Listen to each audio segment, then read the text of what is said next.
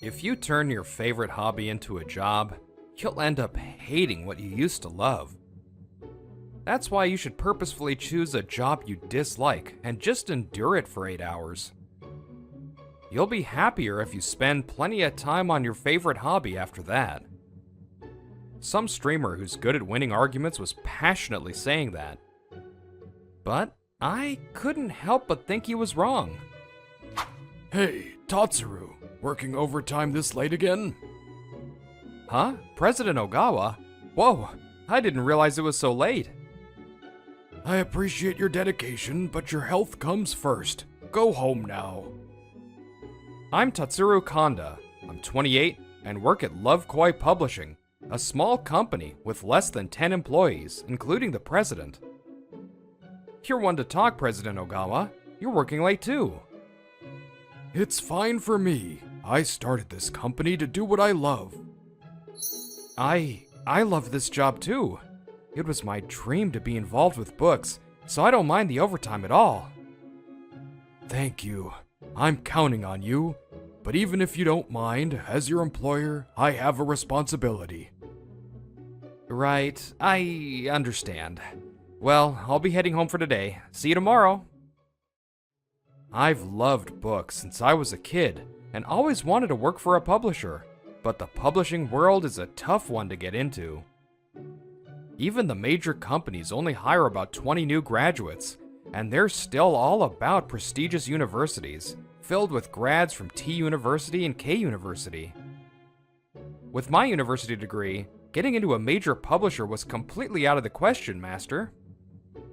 That was common in my day, but it's surprising some companies are still so focused on university prestige. But because of that, you're fulfilled now, right? Exactly. We don't have enough people to divide the labor, so I get to do everything from start to finish. It's the best. I have a bar I often stop by after work, and on this day, I was making small talk with the master as usual. Welcome. Good evening. Oh, Tatsuru, you're here too? The person who walked in was Konomi Jinbo. I don't know where she works or much about her personal life, but she's a regular I talk to whenever we meet at the bar. Good evening, Konomi. You're quite late today. I know. You won't believe it. Oh, but first, Master, I'll have my usual dry gin. From what I heard, Konomi's company seems to be very old-fashioned, with outdated customs still rampant. That sounds tough. So, what about overtime? Everyone clocks out and then keeps working. It's become an unspoken rule, which is kind of scary. Oh, I'm so jealous of you, Tatsuru. You always look so happy when you talk about your work. Sometime after that, one night, while I was drinking at the usual bar, a new customer came in. Welcome. Just one, is that okay? Konomi Jinbo recommended this place to me. I see. Thank you for coming. Please, have a seat right here. A friend of Konomi's? The master showed him to his seat, took his order, and served the man a highball. But maybe it was just my imagination. The master seemed a bit sluggish. He also looked like he was struggling to make conversation. Maybe it's because it's usually just regulars and new customers are rare. Thinking I'd help out, I decided to wait for the right moment and strike up a conversation with him. Nice to meet you. You know Konomi, right? I'm a friend of hers from this bar. Konomi is my junior at work. You've heard of Arito Publishing, of course. He quickly handed me his business card. Arito Publishing is the biggest in the industry. His name, full of confidence, was Ko Joshoshi. Konomi works for a major publisher? I know it well. It was my first choice when I was job hunting as a student, but I was rejected right after the first round of interviews. I see you have quite a past. Are you in the same industry by chance, Tatsuru? Yes, I work at Love Koi Publishing. Huh? Never heard of a publisher like that. I guess not. We only have 10 employees and haven't published any famous books yet. When I said that, Kojo Shoshi scoffed at me as if to mock me. Huh, don't you dare get close to her. You, from some piddly little company?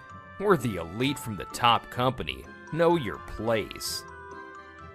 We only talk when we happen to meet at this bar. After that, Kojo Shoshi's bragging about his top-tier company went on and on. If he were drunk, it would be one thing, but if he's always like this, he must have problems with people. I hate to say it, but his behavior gave me a glimpse of the old-fashioned corporate culture and customs that Konomi was worried about. The master had a skeptical look on his face the whole time and didn't join the conversation much. Master, do you think Konomi hates me now? That day, I found myself whining to the master. It had been over 2 months since I last saw Konomi. Could you not sigh so heavily? You're bringing my mood down too. But I haven't seen her at all since the day she told me about her problems at work. Even though we're just regulars who know each other from the bar, I can't help but worry when I don't see her for this long. Maybe, did Kojo Shoshi tell Konomi about me at work? Why didn't I get her contact information beforehand? I never expected this to happen. Gah! A man who can't think ahead will never be popular with the ladies, no matter the era. Ugh. By the way, has that obnoxious guy, Konomi Sr., been here since? That was the last I saw of him. I doubt he'll come back, but even if you run into him, you'd better not count on him for anything. Of course not. It would just add fuel to the fire, and as a man, I don't want to do that. The next time I see her, I'll talk more in depth about work.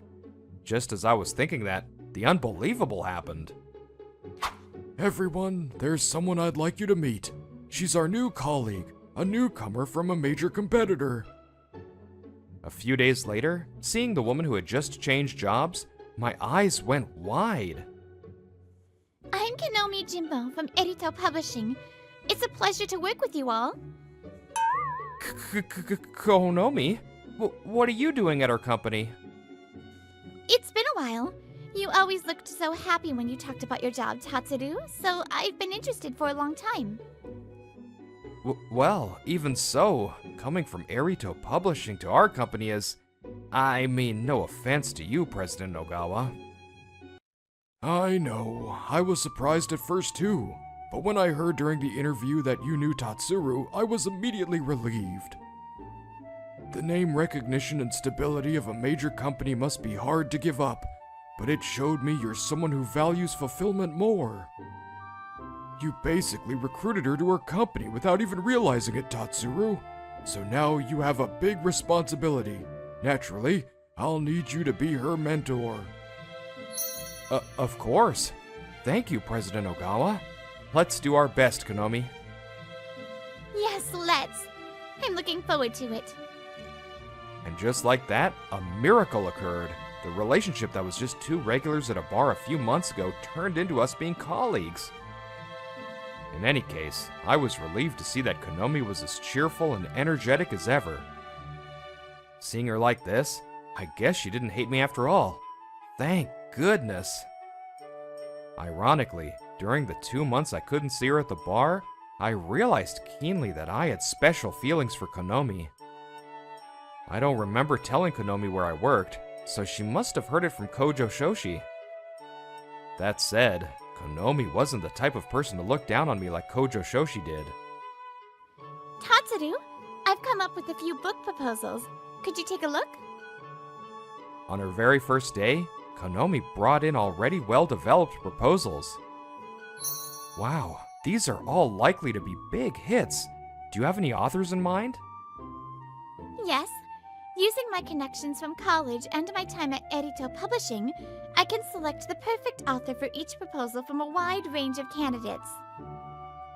This proposal skill and your extensive network? You're amazing, Konomi. What about the format? The format? What's a format? Her question made my jaw drop, but I quickly added an explanation.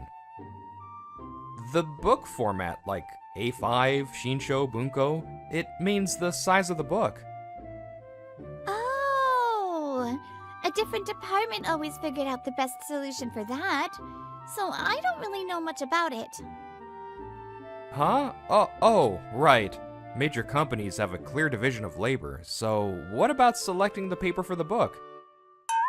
Sorry, I've never done that. Everything related to cost calculation was handled by another department. What about page design or proofreading? Or maybe visiting bookstores and holding publication events? Yes, of course. That was a different department or outsourced. So what exactly can you do besides planning, Konomi? Checking! I can perfectly check everything that comes in from other departments or contractors. I've also already created a checklist to assess your suitability as my mentor, which I'll be submitting to the president later. Ugh, please, go easy on me. So, Konomi was a specialist as an editor, and her proposals kept getting approved one after another. This brings our concurrent projects this month to 5. Are you okay with that? This is nothing. In fact, I'm enjoying the challenge. Because she came from a major company with a division of labor, there were many things she couldn't do, but it didn't take her long to learn the ropes. And so, Konomi quickly became a key employee at Love Koi Publishing. Welcome. Master, it's been a while. I brought a special guest today. The night Konomi's first book was published, I invited her to our usual bar. Long time no see. She'd only been away for a little while, but for some reason, Konomi seemed unusually awkward. It's been a while. Glad to see you're doing well. Actually, Konomi transferred to my company. Today, we're celebrating the release of her first book, so I suggested we come to the bar where we first met. We all toasted with Konomi's favorite gin, including the master. As we drank, Konomi seemed to relax and started talking about the differences between her old job and her new one. Edital Publishing has a long history, so everyone's very rigid. They never approve any new proposals.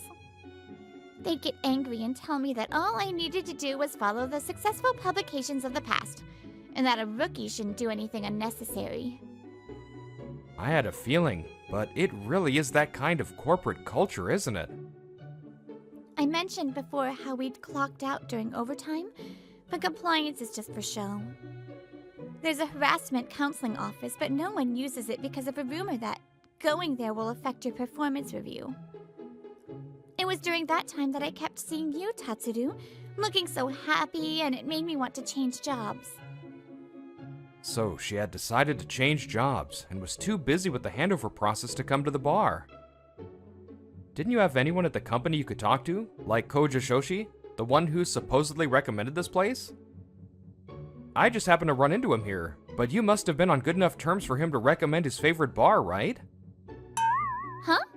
How do you know about him? What? I met him here the other day. Did he not tell you about me at work? For just a moment, I thought I saw a shadow pass over Konomi's cheerful face. I got off work on time. Maybe I'll grab a bite to eat somewhere before heading home. As I was thinking that and leaving the building, a man who seemed to be waiting for me suddenly spoke. Yo, remember me? The one picking a fight was Kojo Shoshi from Erito Publishing. I hadn't seen him since that day at the bar, but after being ridiculed so much on our first meeting, there's no way I could forget him. You're Kojo Shoshi, the guy I met at the bar a few months ago, right? What's up? So even someone from a third-rate publisher can remember a face, but it's no use if you've forgotten the most important thing. The most important thing? What's that? I told you back then not to make a move on Konomi, didn't I? And yet, she ended up transferring to a piddly little publisher like this. You must have tricked her and pulled some strings behind the scenes, didn't you? Of course I didn't do that. I didn't even know her contact information until she transferred. What? If you didn't trick her, there's no way someone would move from the biggest company to a place like this.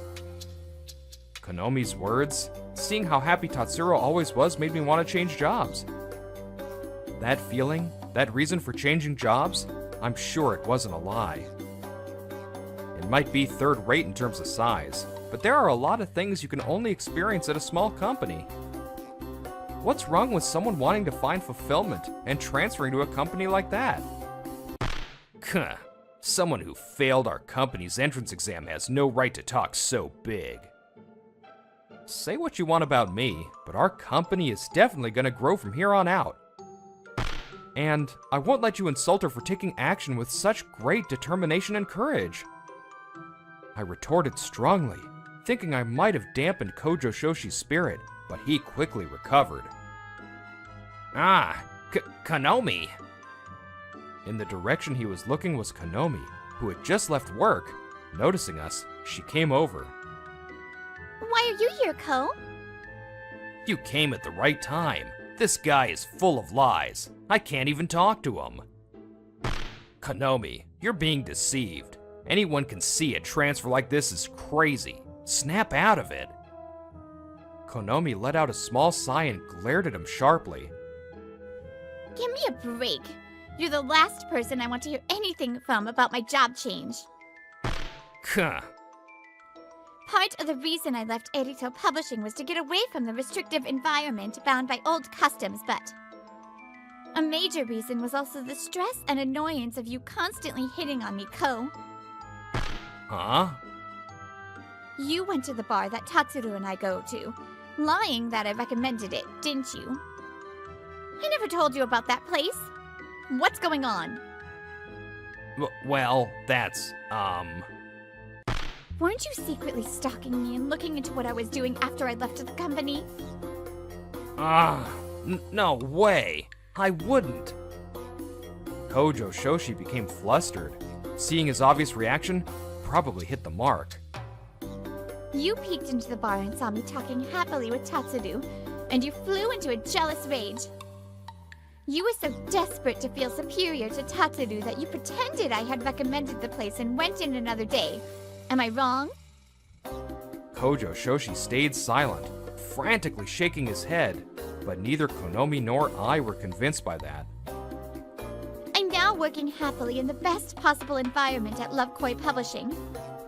Not everyone in the world chooses a job based solely on public recognition or good benefits. Someone as vain as you, Ko, you'll probably never understand. That company harassment counseling office doesn't even work properly, and I knew that no matter who I complained to, I'd just be ignored.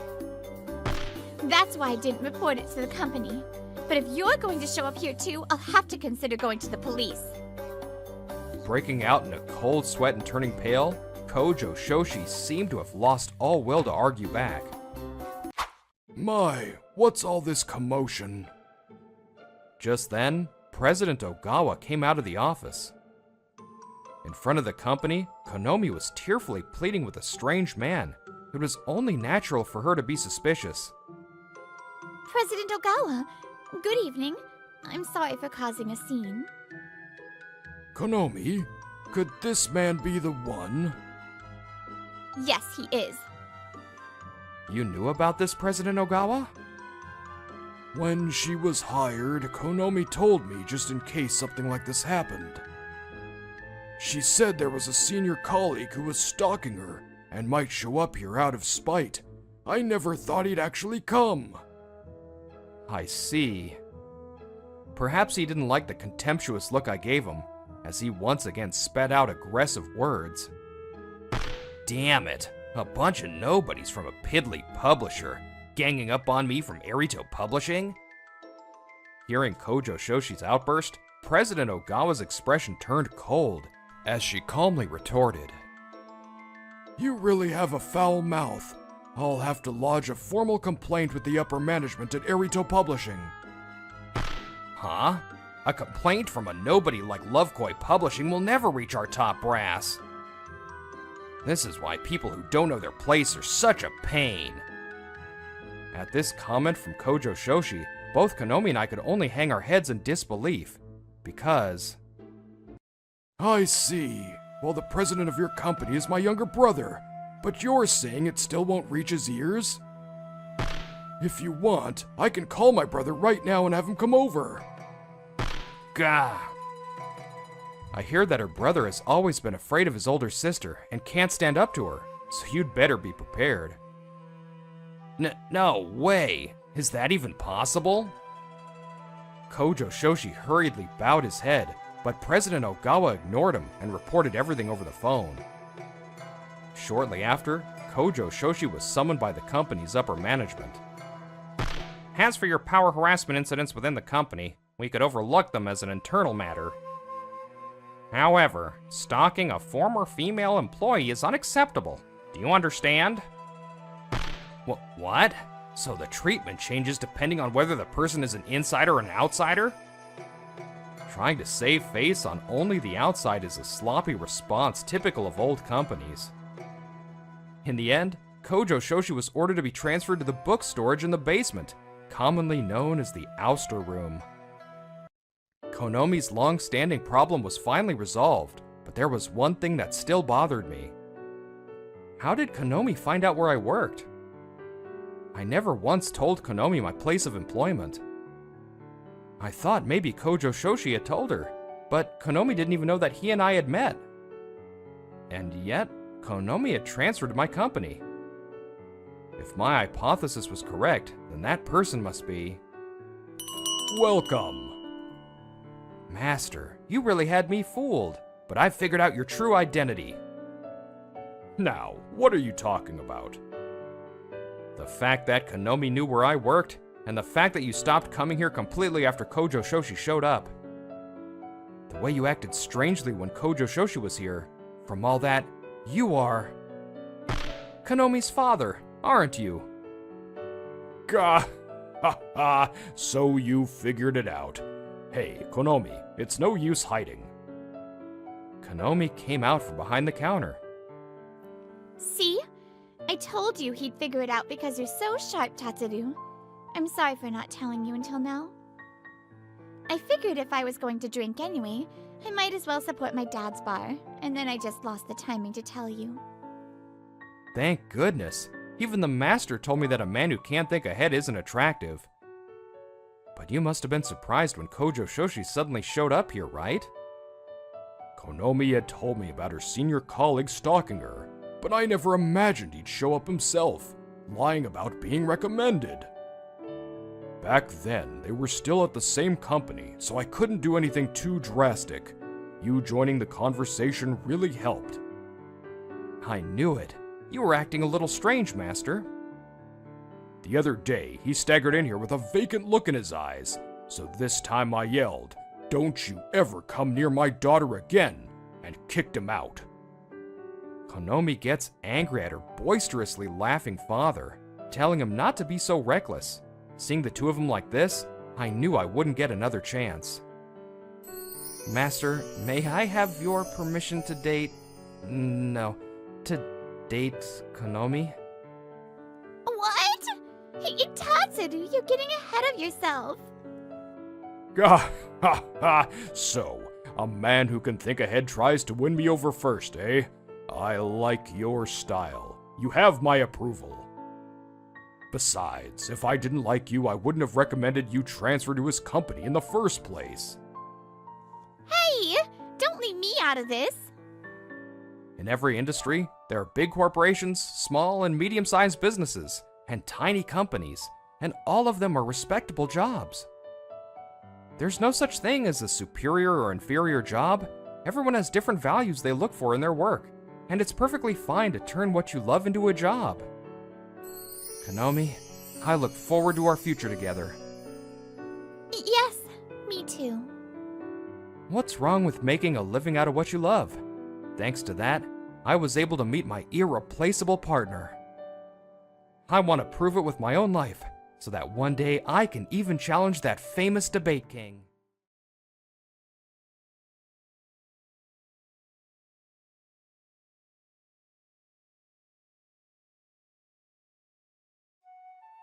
9 literary giants, the titans of the literary world, have gathered at a traditional restaurant in Tsukiji. They all wear grim expressions. And for good reason. The Aoki Prize is the highest honor that every writer dreams of. Because the prize holds such value, the selection committee meetings often become heated. This time is no different, as the veteran authors clash with their differing opinions. Teacher, I'm getting really nervous. The winner of the Aoki Prize, the award that will define this year's literary scene, is about to be announced. Huh? Why are you more nervous than I am, Yuto? You're supposed to be the one keeping me calm. Right, sorry. This is my first time at a waiting party, too. I'm Yuto Awaji. I'm a 29-year-old literary editor at Irishi Publishing, a major publishing house. Sitting next to me is teacher Surugadai, a popular novelist whose work is a finalist for this year's Aoki Prize. By the way, a waiting party is a gathering where a nominated author and their editors wait for the award results together. This time, we're waiting for the results at teacher Surugadai's favorite bar, enjoying a few drinks. Still, this waiting party tradition is a great thing. If you win, people celebrate with you, and if you lose, they comfort you. If I were home alone, I'd probably go crazy from the anxiety. So having you here with me is a huge help, Yuto. This is my first time as the editor for an Aoki Prize finalist too. I can't help but feel nervous. Then, finally, my phone starts ringing loudly. I take a deep breath and tap the screen. Hello? Yuto Awaji speaking. Everyone in the room, including teacher Surugadai, turns their attention to me, listening intently. Yes, I see. Thank you for calling. Yes, I'll be in touch later. Goodbye. So, how was it? Teacher, you won the Aoki Prize. Congratulations! I did it! Thank you! This is all thanks to you, Yuto. Thank you so much for discovering me. As he said that, teacher Surugadai grabbed my hand and shook it vigorously, his eyes welling up with tears. The bar's owner and the editors from the other companies who came to the party showered him with praise, and the applause was endless. Alright, let's have a proper toast. To teacher Surugadai, congratulations on your award. Cheers! Thank you. I look forward to working with all of you in the future. Whether or not an author wins a literary award can make or break their career. Likewise, for an editor, handling an award-winning work makes a huge difference in their career advancement. And thanks to teacher Surugadai, I had earned the title of editor of an Aoki Prize-winning work, the highest honor. However, despite receiving such a prestigious title, my current work environment was, to put it mildly, the worst. Just because your author won the Aoki Prize, don't think you can start slacking off, Yuto. Of course not. You discovering teacher Surugadai, and him winning the Aoki Prize, it was all just a fluke, a lucky break. There are always useless editors who get a big head just because they're in charge of an award-winning author. Especially you, considering you've never accomplished anything before this. I don't think I'm so great, not in the slightest. That's Teru Hananikake, a senior in the literary department. It's impressive that he's rumored to be the next department head at such a young age, but the problem is, he's a walking ball of pride. Even though our department produced an Aoki Prize winner, he hasn't congratulated me even once. In any case, everyone at Irishi Publishing has a superiority complex, and tripping each other up is a daily occurrence. With my level of experience, I can see right through people like you. They all get carried away with that exception. Maybe you've met people like that, but I'm not one of them. Yeah, I don't need to hear your self-righteous claims about how you're different from the rest. Teacher Surugadai's work wouldn't have sold at any other company. It's all thanks to the history and reputation of Irishi Publishing. What? You look dissatisfied. Don't get cocky, you incompetent fool. It seems he noticed my expression hardening at his string of insults. I've been at this company for 7 years. After being subjected to this kind of sarcasm every single day, I no longer had any lingering attachment to the company I once admired. What? You're quitting your job? That's right. I'm sorry to surprise you with such sudden news. I'm still thinking about my next move, including options outside of publishing. Having made up my mind to quit, I came to an izakaya away from the office to tell teacher Surugadai. If you don't mind my asking, could you tell me why? Of course, you've done so much for me, teacher. I confessed that I was fed up with the elitist and exclusionary attitude that pervaded the company, not just from Hananikake, and then... I see. That's just like you, Yuto. You've always hated judging people by their appearance or titles. After all, you were the only one who seriously read the manuscript of a complete nobody like me. I've been turned away by every other publisher, so your response truly saved me. Has it already been 5 years since then? How nostalgic. I first met Teacher Surugadai when he brought in his manuscript without an appointment. It was still rough around the edges, but it had a spark that other writers lacked. After telling him that, we spent the next year and a half working together, researching what makes a novel sell until his debut. I wouldn't be where I am today if it weren't for you, Yuto, for taking care of me until my debut. I want to be someone who never forgets a kindness, so no matter what happens, you and I will be friends for life. Teacher, thank you. Once I've figured out my next steps, I'll be sure to let you know. I'm looking forward to it. I'm sure you'll succeed in any field you choose, Yuto. Yes, I'll give it some more serious thought. To be honest, the recent decline of print culture had been weighing on my mind, and a part of me felt anxious about the future of the publishing world. I thought that if I were to try a completely different industry, now, on the cusp of 30, might be my last chance. Teacher Surugadai and all the other authors I've met, looking back, they're all precious assets to me. I will continue to live in the world of publishing that I love so much. I made a vow to myself. Hello? Yuto! It's been a while. The next day, a familiar voice came through the phone. It belonged to the one person I really wanted to talk to about changing jobs within the publishing industry. Konomi Jimbo, a former colleague who changed jobs a few years ago. I'd only seen her once since then, but I vividly remembered her telling me how much she was enjoying her new job. Sorry for calling you out of the blue. How have you been, Konomi? I'm doing great. Although I'm actually on maternity leave right now. Maternity leave. Wow, congratulations. I'm sorry, I didn't know. I hope I'm not bothering you at a busy time. Realizing I should keep it brief, I quickly told her I was thinking about changing jobs. I see. Well, since I can't really do much right now, how about I introduce you to the person who inspired me to change jobs? He's my husband. Things moved quickly, and a few days later, I was meeting Konomi's husband, Tatsuru Kanda. It's a pleasure to meet you. I hear my wife was in your care back at Arishi Publishing. Thank you for everything. Not at all. Actually, I'm considering a job at your company, and I was hoping I could ask you a few questions. It's small, but Love Koi Publishing is the best. Independent and anonymous. That's our company culture in a nutshell. You can create books based on your own ideas and take full responsibility, without any unknowing interference. The president is kind, the atmosphere is open. I don't think you'll find a better place to work. That's amazing. Your wife told me something very similar. My wife was enjoying her job so much, she was complaining about not wanting to take maternity leave. Watching Tatsuru speak with such a genuine smile, I could clearly picture a future free from all my worries and anxieties. The mid-career exam for Love Koi Publishing. I'll definitely pass it. So, about 4 months passed. My wish came true, and I joined Love Koi Publishing. I was just starting to get used to the work. Yuto, when you have a moment, could you please check these gallery proofs?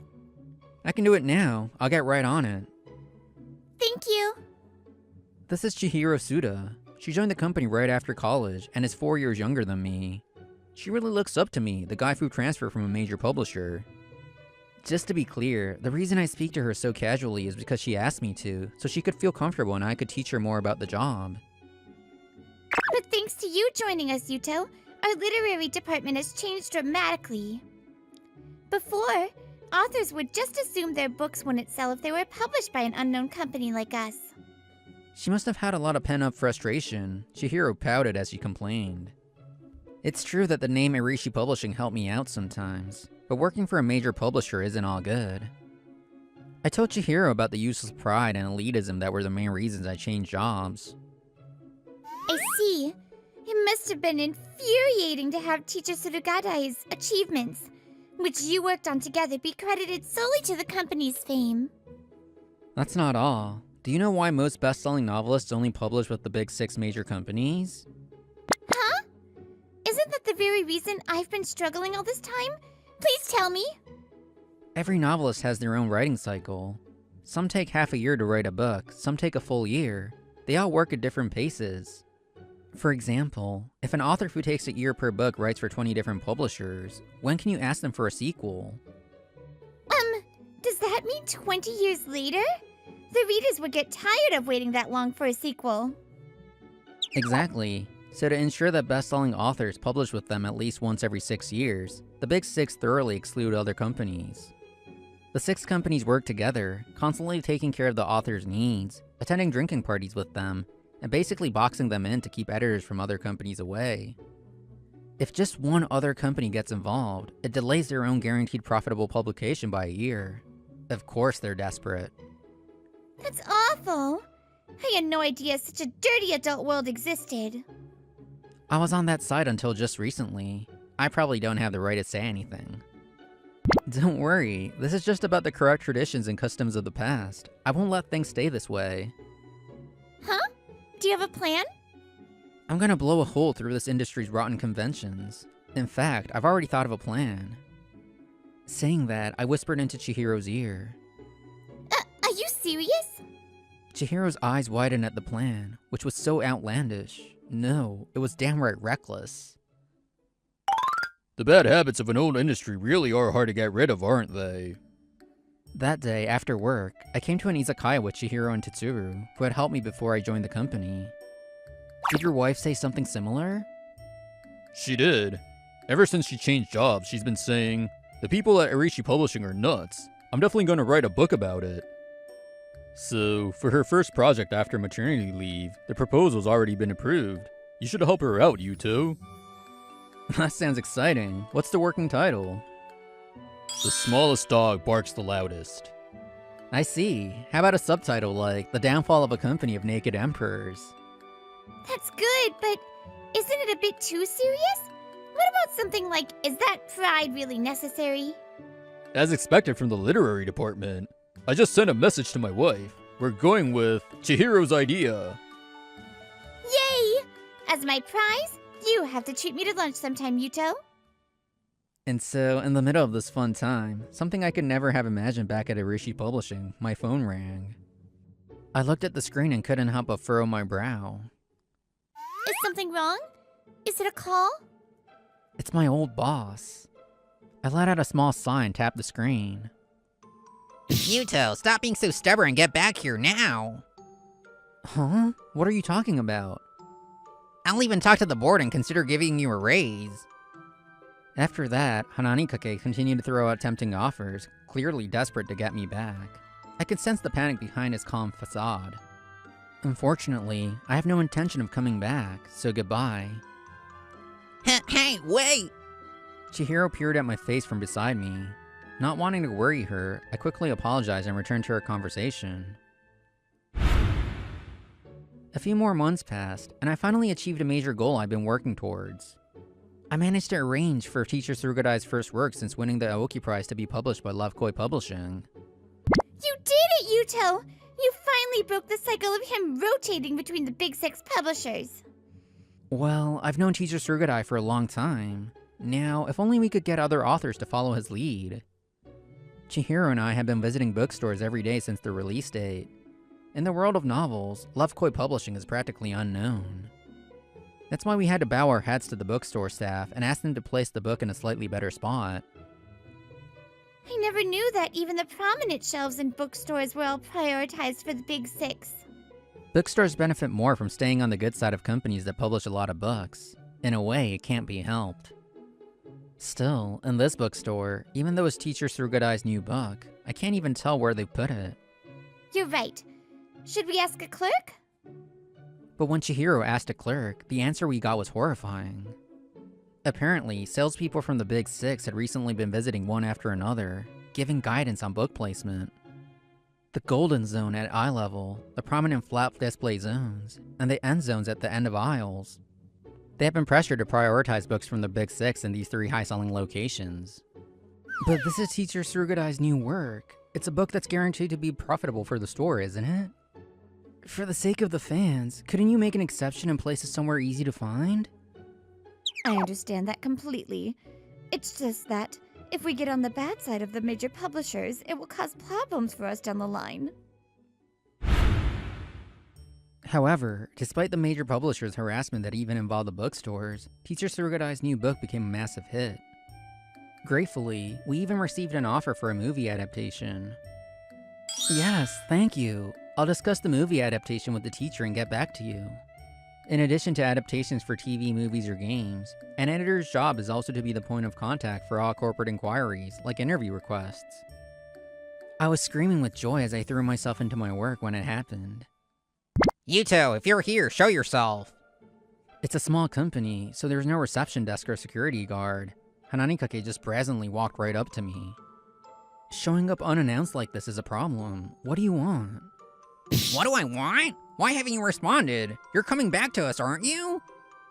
I believe I told you I have absolutely no intention of returning. Still holding a grudge, are we? No, that's not it. I'm the one asking you to come back. Me, the future head of the department at Arishi Publishing. Why are you so desperate to bring back someone as incompetent as me? That's because things have changed since then. Hananikake gritted his teeth. It was obvious he was swallowing his pride. That teacher Surugadai is saying he's gonna pull his publishing rights from us. Surprising, isn't it? The moment I got the call from Hananikake asking me to come back, I suspected this was the reason. Well, that's between Teacher Surugadai and Arishi Publishing. It has nothing to do with me. But that stubborn old man is saying that he owes his debut to you, that his works are essentially collaborations with you. And he says it's wrong for Arishi Publishing to keep profiting without you. Can you believe it? By the way, publishing rights are held by the author, and a book can only be published when they grant permission to the publisher. So, if Teacher Surugadai pulls the rights for the novels he previously published with Arishi Publishing, it means Arishi Publishing will no longer be able to print more copies of his past works. Teacher, so you were serious? Actually, the teacher consulted me about this before, and I was against it. You can't live on sentiment alone. An author has to make a living. I told him so many times that if he was just thinking about sales of his back catalog, it would be better to leave the rights with a major publisher. But now that it's come to this, I have a duty to honor Teacher Surugadai's feelings. I never planned on going back, but now that I've heard about Teacher Surugadai's resolve, there's absolutely no way I can return. What? Are you an idiot? Your salary, your title, your social standing would all improve. There are people in this world who want to do meaningful work with people they connect with on a deeper level, not just for superficial things. I'm sure you'll never understand that. His pride as an elite was high, and he was an Arishi Publishing man through and through. There's no way someone like you could get ahead in this company. You only went to K University. It wasn't just me. He had violently crushed the budding careers of many young employees. But my departure had an impact on Arishi Publishing. When upper management pointed this out, the panicked current head of the literary department must have placed the blame squarely on his shoulders. If he didn't bring me back, his own position would be in jeopardy. It was obvious why he was so obsessed with me. Yuto, we've reached an agreement with everyone regarding the publishing rights, and we even have their signatures. Just then, Teacher Surugadai and 3 other novelists arrived at the office, led by Chihiro. Chihiro, a law school graduate, had a judicial scrivener friend of hers join them to explain the publishing rights once more. She made sure the authors fully understood and were comfortable with everything before they signed the contracts. What is this? Not just Teacher Surugadai, but Teacher Sarugaku, Teacher Misaki, and Teacher Nishiki too. They were all established authors I had been in charge of during my time at Arishi Publishing. Hananikake, it's true that we are grateful for what Arishi Publishing has done for us. But before we are novelists, we are human beings. We want to continue creating good work with people who understand the constant struggle of a writer. We can't work with people who rest on their laurels just because they're a major publisher and have no respect for the creators. Well, your sentiment is admirable, but realistically, there will be a huge difference in sales between Arishi Publishing and Lovekoi Publishing. You won't get prominent placement in bookstores, so it'll be hard to gain new fans. Are you okay with that? Of course, we're prepared for that. but we will absolutely not let the publishing world continue with these corrupt practices. We sense that potential for change from Yuto and Chihiro. It's a gamble worth taking, isn't it? Teacher! Thank you. Whether he knew how moved I was or not, Hananikake let out a deliberately loud sigh. Yeah, I see. You dreamers can just go on playing friends, talking about your ideals. You'll just suffer later when you hit the insurmountable wall of reality that separates you from the major players. Well then. With that, Hananikake left the office, acting superior to the very end. But recently, several people have moved from Arishi Publishing to Love Koi Publishing. And now, for the first time, publishing rights have been transferred as well. Slowly but surely, something was starting to change. I was convinced of it. Now, for a little about what happened after. To put it simply, the publishing rights issue became a far bigger problem than Hananikake ever imagined. The 4 novelists who pulled their rights from Arishi Publishing had a combined total of 25 works. All of them were popular works that had been reprinted many times. Hananikake was held responsible by his elite superiors. You told me I'd be the department head after the next promotion. This is a joke. Does HR not see all my past accomplishments? Was his self-assessment really accurate, considering he spent all his time belittling promising juniors and crushing their careers? At a major company with plenty of talent, it was now surely impossible for Hananikake to ever climb the corporate ladder again. The 25 works were to be re-released under Love Koi Publishing. Chihiro and I were in charge. Many of the authors wanted to make some additions and corrections to reflect the changing times, so we were dismally busy. Yuto, it's busy, but I'm so excited and happy. I never knew having work could be this wonderful. It's good to be excited, but please watch your health and don't overdo it. Unlike some major company, you're irreplaceable here. Speaking of personnel, we actually have a lot of volunteers wanting to help. That's your popularity for you, Yuto. Huh? What do you mean? At the end of Chihiro's gaze stood Tetsuru Kanda and the rest of the academic department. For the re-release of these 25 works, the academic department will be fully supporting the literary department. Thank you so much. I'm truly grateful to you and your wife, Tetsuru, for giving me the chance to find this wonderful workplace. You're just like my wife, Yuto. You changed jobs, found a great career, and also met someone special. Someone special? Yes, I've been watching you two work together, and you remind me of how we were back then. Huh? Does that mean... Hey! Tatsuru, what are you saying? Chihiro's face instantly turned red. At the same time, the feelings that had been smoldering inside me suddenly erupted, filling my heart. Chihiro Suda, I'm sorry, we've only ever talked about work until now. From now on, maybe we could talk more, to get to know each other better, just a little at a time. Yes, I'd love that. I'll blow a hole through the corrupt practices of the publishing world. It was a grand declaration, but our journey is far from over. But with such reliable friends and a wonderful partner by my side, maybe it's just not a pipe dream after all.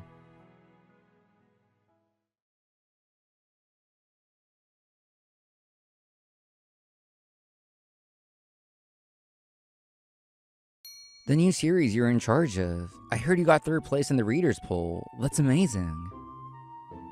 It's a manga artist that I've been working with since before I debuted. I feel more motivated for this new series than ever before. Miss Higashiyama puffed up her chest proudly. I'm Yusei Kamaba, 30. I work for Elite Publishing's, largest of its kind in the industry. I'm an editor for the weekly manga series Young Elite that boasts the most publications in Japan. Your series is celebrating 10 years, right? Congrats! This is Akina Higashiyama. She works in the same department as me. We've been rivals since we started here. Thank you, but I took over from my predecessor, so it's not like I started it from scratch. But it's not wrong to say that the series went viral after you took over. I need to work hard for my own long-term series. I got to work hard alongside Miss Higashiyama and work with the mangas I love. I was happy. But there was one problem. This publishing company is over 100 years old, so the structure of the company was way too old. Unpaid overtime was the norm. Taking PTO meant hearing comments from your supervisors, and harassment wasn't uncommon. Higashiyama, the idol that was supposed to be on the cover had a scandal. The photo shoot is off. Thanks to all of this, the editor-in-chief is furious. Go make some tea and try to make them happy.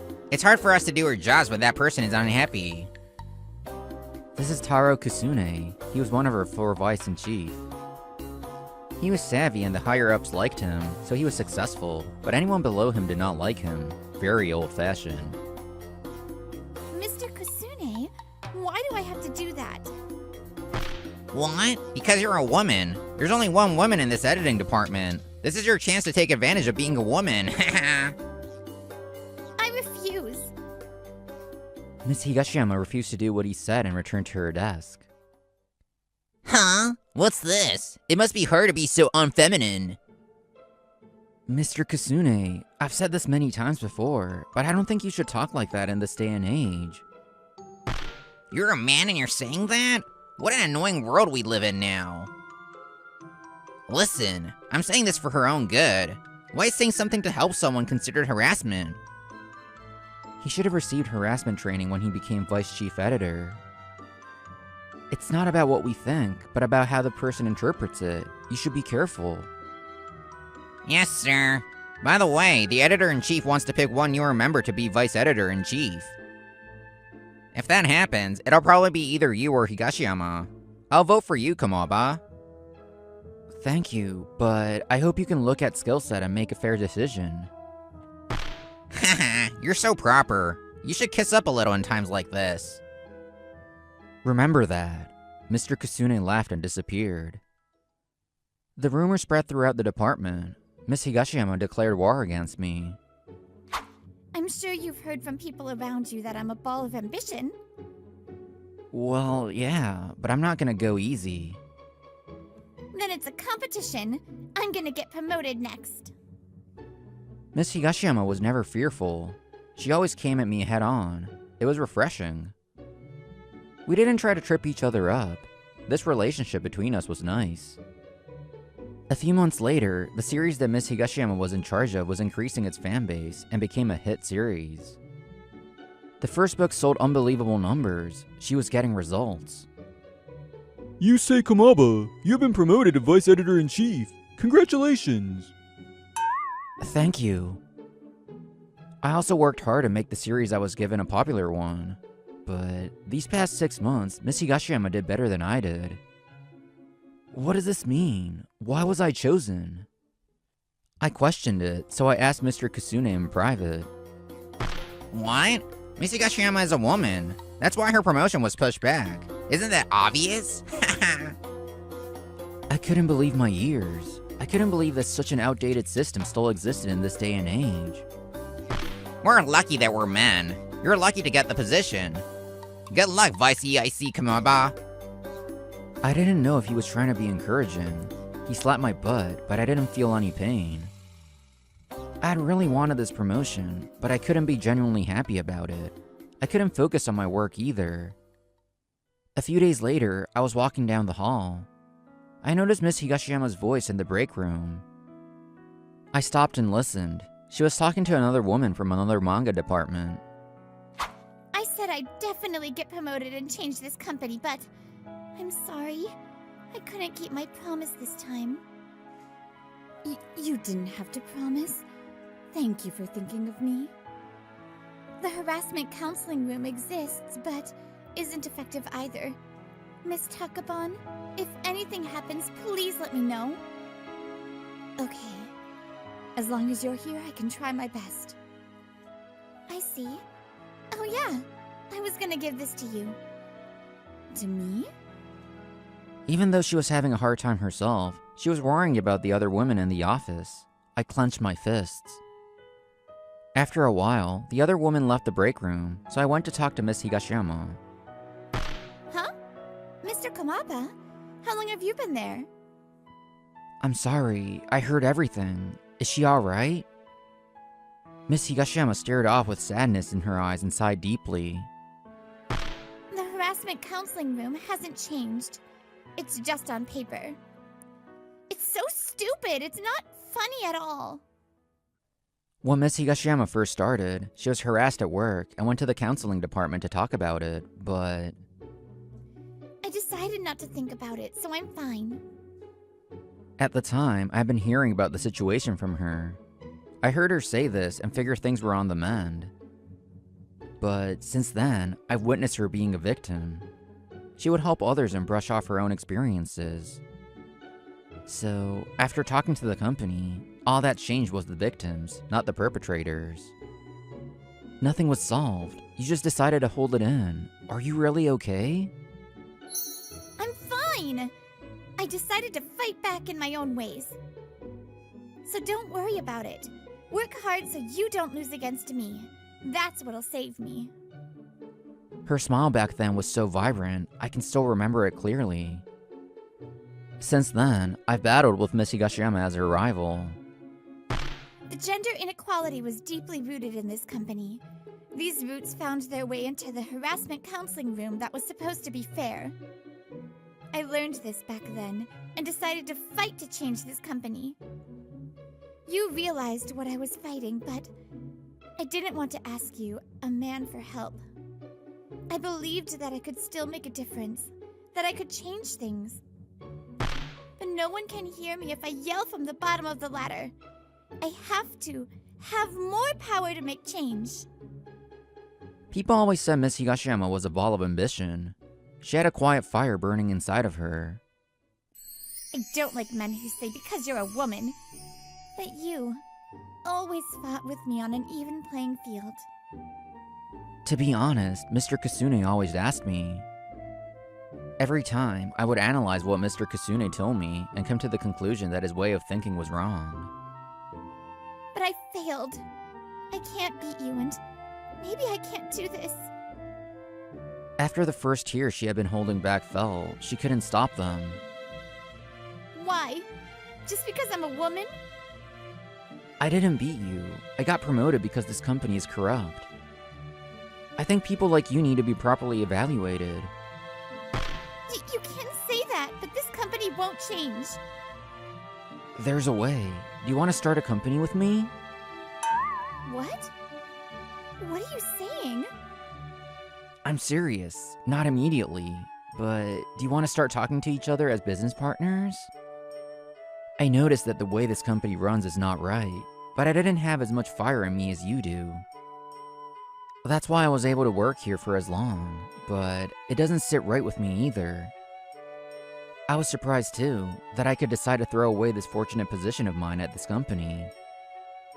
But ever since the promotion, there's been a dark fog in my heart. In an instant, it cleared. Since then, we talked a lot. The next year, the two of us quit at the same time.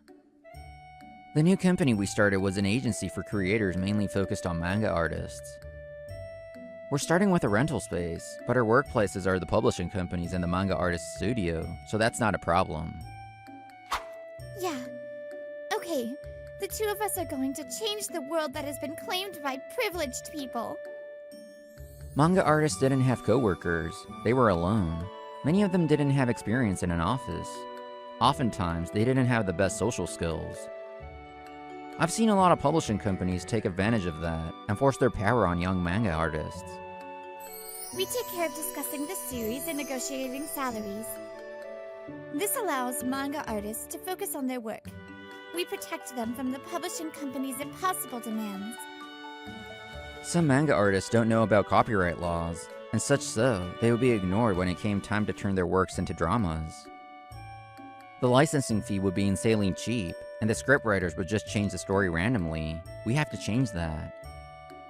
Protect all creators. That was her concept, and many people agreed with it. Many manga artists said they were waiting for a management company like this. Meanwhile, Vice Editor Kasune's complaints were echoing off the walls of Young Elite. What? Another artist signed a deal with that company? This is the 5th one. They have a good rep among the artists, so I think there will be more. Plus, when you join that agency, they're meticulous about events and turning stories into games and stuff. I was over the moon that her agency was already doing what it set out to do. Damn it, we've been able to trick these naive artists and do what we want. This is so annoying.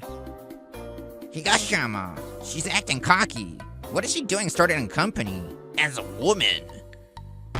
Kamaba too. He just got promoted, but he left the company with a woman. He's crazy. Things were slowly changing, but it seems like he hasn't. One thing Miss Higashiyama wanted was to discover new manga artists. Up until now, there were 2 options to debut. Enter a new artist contest run by a publisher, or bring your work in directly to an editor. We founded a manga artist school that anyone can attend. We start online and then hold classes in the rental space. You'll have more opportunities if you were able to get an editor's advice beforehand, right? Miss Higashiyama was right. Young manga artists came knocking the door down to have professional editors see their work. Any manga artists that were able to debut came to join our agency as repayment. Many people were struggling at home alone. These people said that they were glad to meet other people at the school with the same dream. Teammates and rivals.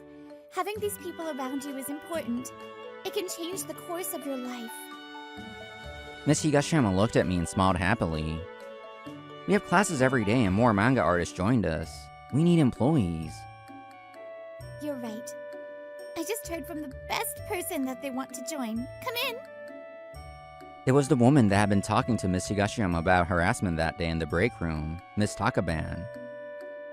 Miss Higashiyama, Mr. Komaba, I'm looking forward to working with you too. Miss Higashiyama was Karen. Even after she quit, she had been talking to her. We had a new reliable teammate. Things were looking good. But a dark cloud came over those days. One of the manga artists that started our school recently came to talk to us. Miss Higashiyama thought she might debut soon. It was Chiemi Ohashi who mainly wrote romcoms. I thought it was in my head, but I feel sure after seeing this week's Young Elite. She had brought her works to Young Elite many times and was always dropped. The ideas were stolen from her rejected work and used for the manga in Young Elite. If this is true, I won't let them get away with it. We couldn't just believe her. I knew Miss Higashiyama felt this way too. Well, we didn't want it to be true. Let us help. You put your blood, sweat, and tears into your work.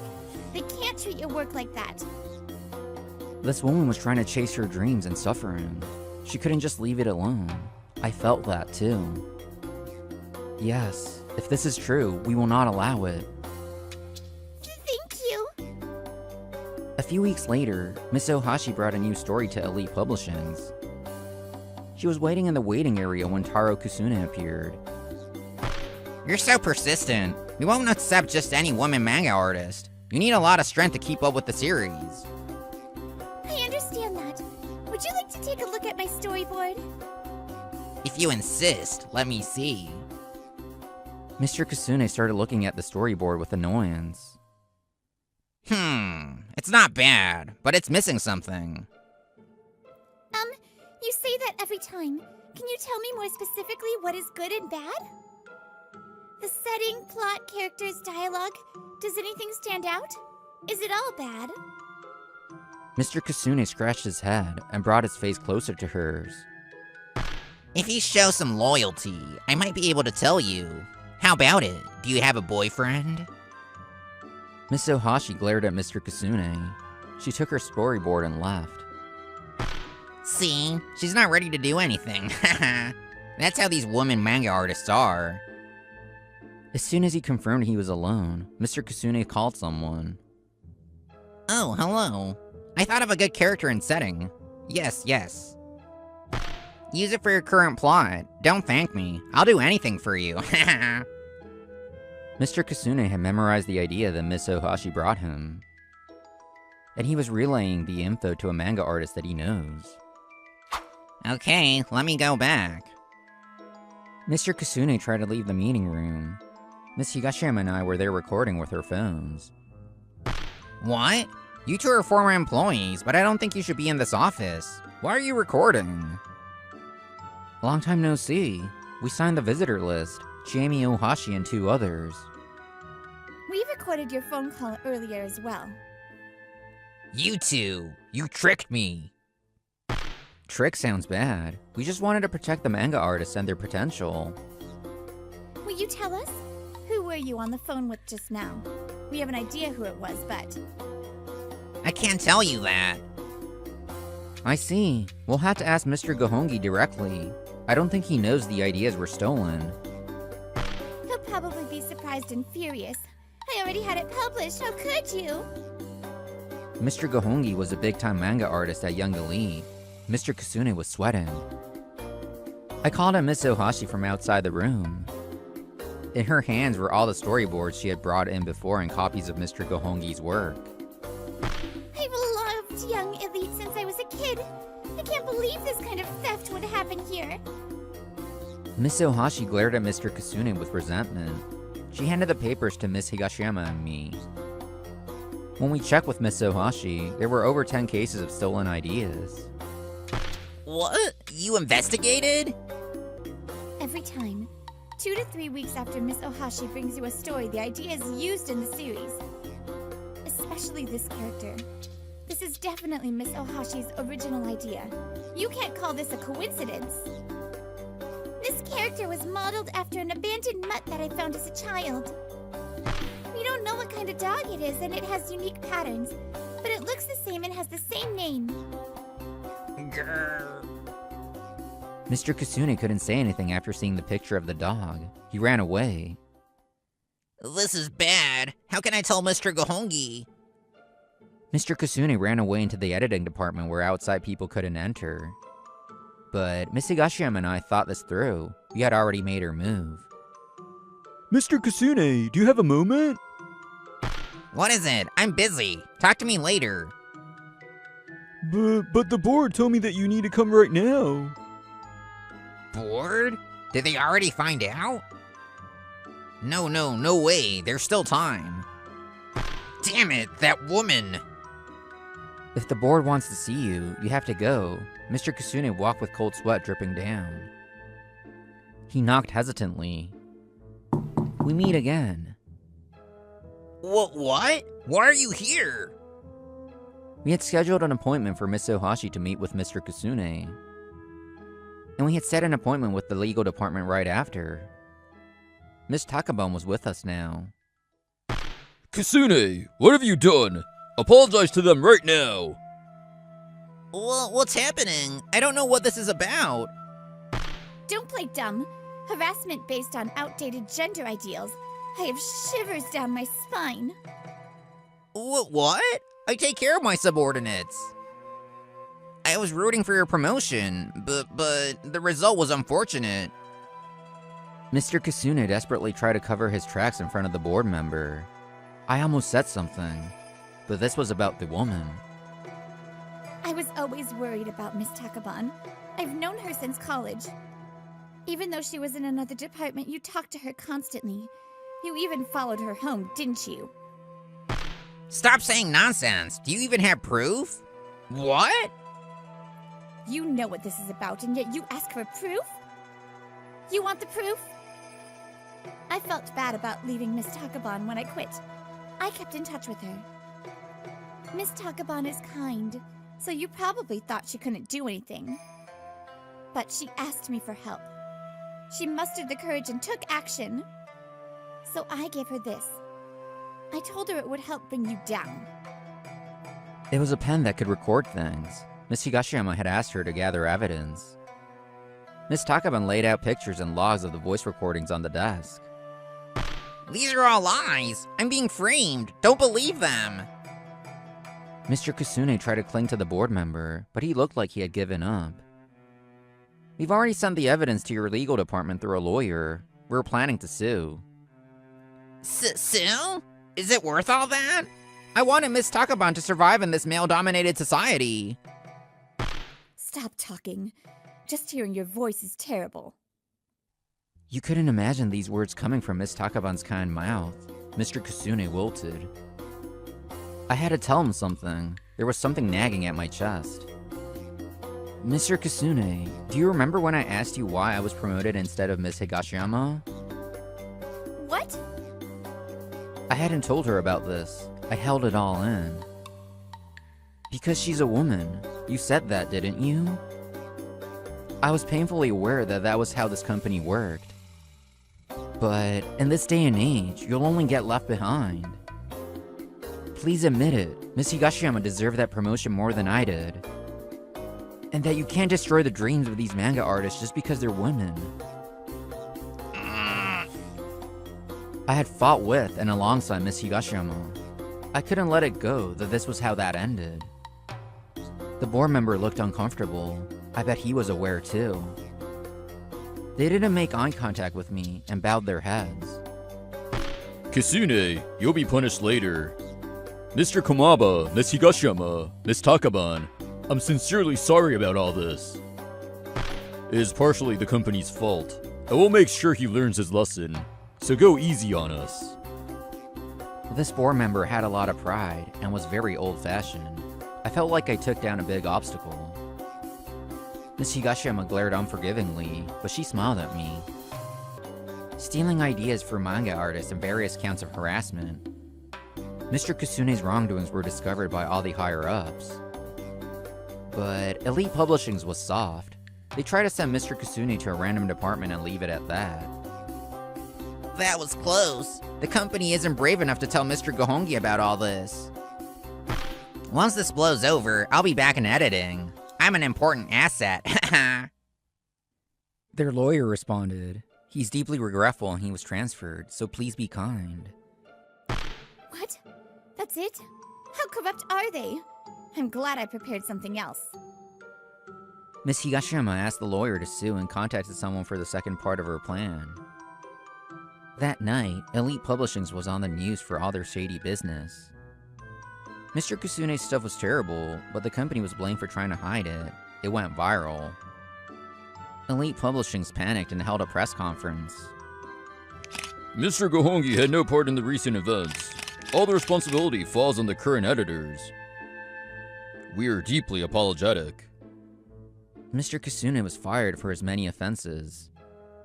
But the company's image was terrible.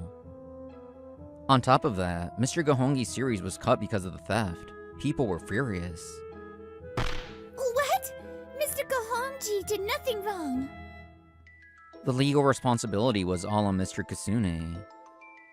But his own work became a stolen one. Mr. Gohongi couldn't stand that. There was talks of the CEO resigning because of all this. Apparently, this CEO is the younger brother of the female CEO of Love Koi Publishings. What happened to this CEO? That's a story for another day. Sir, please raise your head. Mr. Gohongi was a victim, but he'd apologized to Miss Ohashi. Mr. Gohongi was a best-selling artist, so he quickly found another company to work with. He's moved on. Congrats on your series. Thank you. It's thanks to you all that I was able to debut. 6 months since the scandal, Chiemi Ohashi's got her series. Miss Ohashi, you've shined from the start. Have confidence and good luck. Elite Publishings apologized to her for the theft and paid her as well. She exchanged contacts with Mr. Gohongi, and they go out for meals sometimes. This is a long overdue, but thank you for letting me start this company with you. Thanks to you, I'm able to let my skills shine. A few days later, Miss Higashiyama told me this. She looked a little nervous. So, the rivals thing, I'm pretty over it. I mean, we're still a team, but... not. I want to be your girlfriend. Okay. What? Really? Wait, that was so casual. It's not casual. I like you.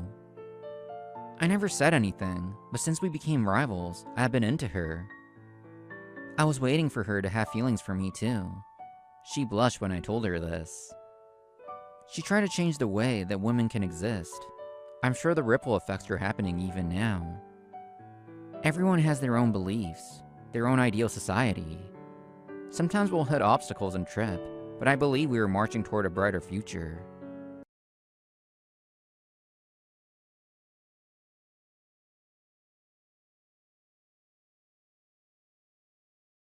With a past like that, I know it's not easy for you to trust someone. But I can't just let your talent go to waste. This is the final big gamble of my career. I swear I'll create the perfect environment for you. I'm changing careers from a completely different field, but I'll do my absolute best. My colleagues watching my introduction all have bewildered looks on their faces. As autumn sets in, I, Junichi Hakozaki, have just started my mid-career job at Insho Publishing, the second largest company in the industry, right behind the top dog, Eito Publishing.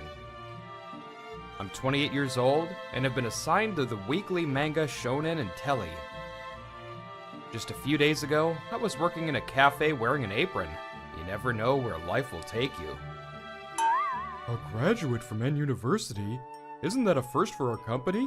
How can he be so confident, if I may say so? Maybe he has some connections? I heard he's a favorite of Executive Muro, the only female executive. The reason my colleagues are whispering is simple. I graduated from what's considered a fifth-rate university. After all, Insho Publishing is a super elite group, with over 90% of its employees being graduates from T University, K University, or W University. I'm a former cafe worker with no outstanding academic background or industry experience. It's no wonder they find me strange. Everyone, I look forward to working with you. But that doesn't matter. I finished my self-introduction with my head held high, full of resolve for this new career. So, you're Hakozaki. I'll be your trainer. Just because you have no experience as an editor doesn't mean I'll go easy on you. Her name is Amane Kayaba. She's 1 year older than me, and has been with the Shonen and Telly editorial department for 7 years. And judging by the way everyone looks at her, she must be the office sweetheart. I have no intention of using my inexperience as an excuse. I look forward to working with you. The next day, my training with Kayaba began immediately. She's a T University graduate, but she treats me just like anyone else. More than the job itself, it's important to get your body used to the unique weekly manga schedule. Storyboard checks on Monday, new series meetings on Tuesday, planning meetings on Wednesday, proofreading on Thursday, and meetings with artists on Friday. While doing all that, we also have to scout for new talent, promote the manga we're in charge of, and plan events. And of course, researching reader needs and social trends is part of our daily work. Exactly. It might be hectic at first, but once you get used to it, your mind and body will move on their own. For a while, my days were spent studying as an assistant to Kayaba's artists. Thanks to Kayaba's precise guidance, I was able to get the hang of the job surprisingly quickly. I'm also grateful that most of the employees I interact with are friendly, despite being from top universities. But there's one man who glares at me with envy. Damn it, he's just a graduate from a third-rate university, yet he's getting all friendly with my Amane. He's Daiji Zonji, also a T University graduate in the Shonen and Telly editorial department, just like Kayaba. He's always watching me and making snide remarks whenever he gets the chance. Don't get too carried away, know your place, and make sure you don't cause any trouble for Amane. Huh? I'll take that to heart and do my best. The annoying part is that he's good at maintaining his public image, so he only says these things where only I can hear. Well, as long as I don't react, it won't sour the office atmosphere. I'll just ignore it. Huh, no need to rush. A man with no education and no guts to talk back, he's no match for me. I was just focusing on my work and not paying him any mind, while he smugly misinterpreted it as me not having the guts to talk back. An unexpected misunderstanding was brewing between us. 6 months after I joined, I was still doing assistant-like work for Kayaba. Then, one day, during lunch. Hakozaki, we did it! The chief editor said it's okay for you to be in charge of a series. Really? Thank you so much. The editor of the historical manga Bakamatsu, which had been running for about a year, was being transferred, and I was chosen as the new editor in charge. This is all thanks to your guidance, Kayaba. Thank you so much. Getting thanked so sincerely, I'm not used to it. It's a bit embarrassing. Most of the male employees here are so proud, so your honesty is like a breath of fresh air. Kayaba says that, but I'm sure she pushed for me to get this opportunity so quickly. I want to get results and live up to her expectations. From that day on, I immediately reread Bakumatsu from the first chapter and analyzed the reader surveys. I also found and read all the past works of the artist before meeting with the previous editor. And to be honest, it's been at the bottom of the reader surveys since its third month. It could be cancelled at any time. The previous editor said, biting her lip in frustration. Could you tell me everything you remember about the meetings with the artist during the planning stage? Let's see. First, the reason we thought this would be a hit was... I see. I can feel the passion you both had back then. I'll do my best to carry on that spirit. I crammed all the data I received into my head and headed into my first meeting with the artist. And then... This is amazing, Hakozaki. Bakumatsu's popularity is soaring. 1 month after I took over, Bakumatsu made a comeback in just 4 chapters. I know, right? It feels so good to be appreciated by the readers. It doesn't look like you changed the direction drastically. What did you ask the artist to do? I reviewed everything from the meetings before the series started. There was nothing wrong with the original concept or direction. But there was a slight gap with what the readers wanted. I analyzed that and had him fill in the gap with new development and new characters. How did you manage to convince the artist and steer them in the direction you wanted? I think asking an artist to change course without hurting their pride is the most difficult part of an editor's job. Nothing special. I just explained it with all my sincerity so he would understand. Fortunately, the artist agreed right away, saying it was a great idea. You make it sound easy, Hakozaki, but that's actually a very difficult thing to do. Especially in his case, it's easy for people to say, who does this inexperienced rookie think he is? You're amazing, Hakozaki. In the end, Bakumatsu maintained its popularity and was even chosen for the cover and opening color pages. The chief editor saw these results and wants to put you in charge of the next planning meeting, so he wants you to come up with a plan. What? He's entrusting it to me? Yes, the chief editor himself says so there's no mistake. Because that man... For a manga that was once on the chopping block to be featured on the cover is unheard of. This is a tremendous achievement. He was really impressed with the revival of Bakumatsu. You've probably become his new favorite. He might even come running at you with open arms one of these days. No way. He's not a big dog. That's a perfect description, isn't it? The chief editor does have a way of exploding with emotion using his whole body.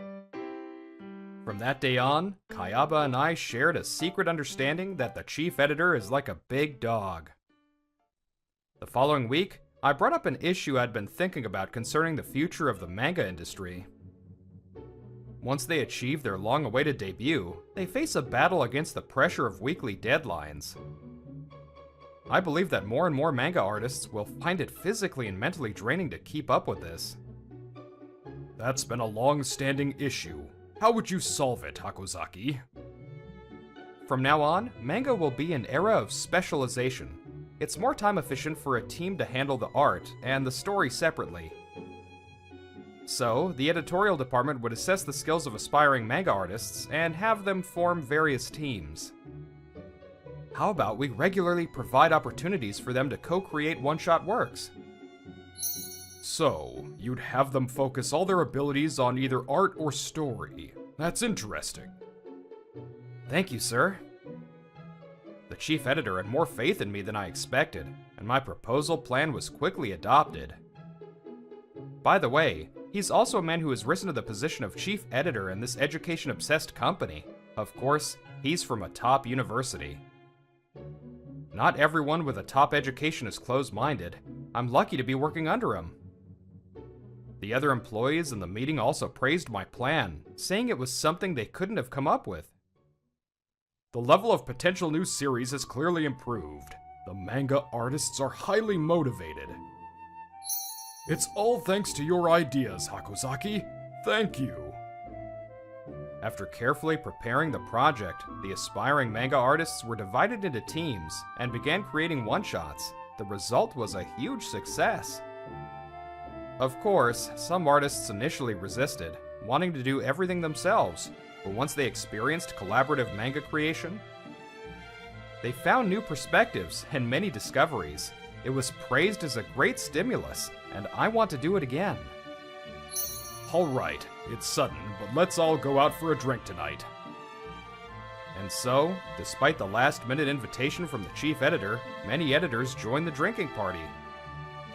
Moving from a lonely struggle to collaborating with comrades gives them a sense of security. That certainly makes sense. Yes, and at the same time, a sense of responsibility naturally develops, thinking, I can't be the one to hold the team back. By providing a better environment for aspiring manga artists, I believe the quality of their work will skyrocket. The senior editors all praised me, saying it wouldn't be long before a hit series emerged from one of the newly formed teams. Hakozaki, I'm sorry. To be honest, when you first joined, I heard about your educational background and thought you wouldn't amount to much. But before I knew it, you brought a breath of fresh air to this department in so many ways. You're unstoppable. I'm truly impressed. I agree. It taught me not to judge someone's ability just because they lack experience. Wow, Hakozaki, you're amazing.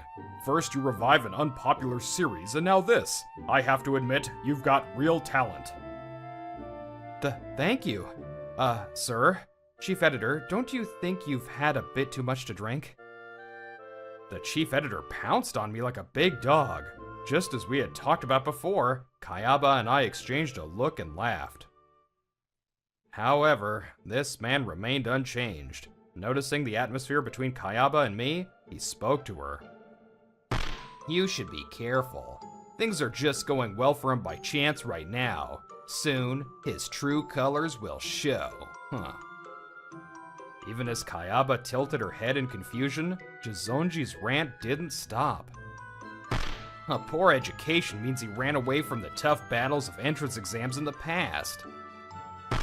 A habit of running away doesn't change. I'm sure he'll eventually crack under the pressure of work and run away.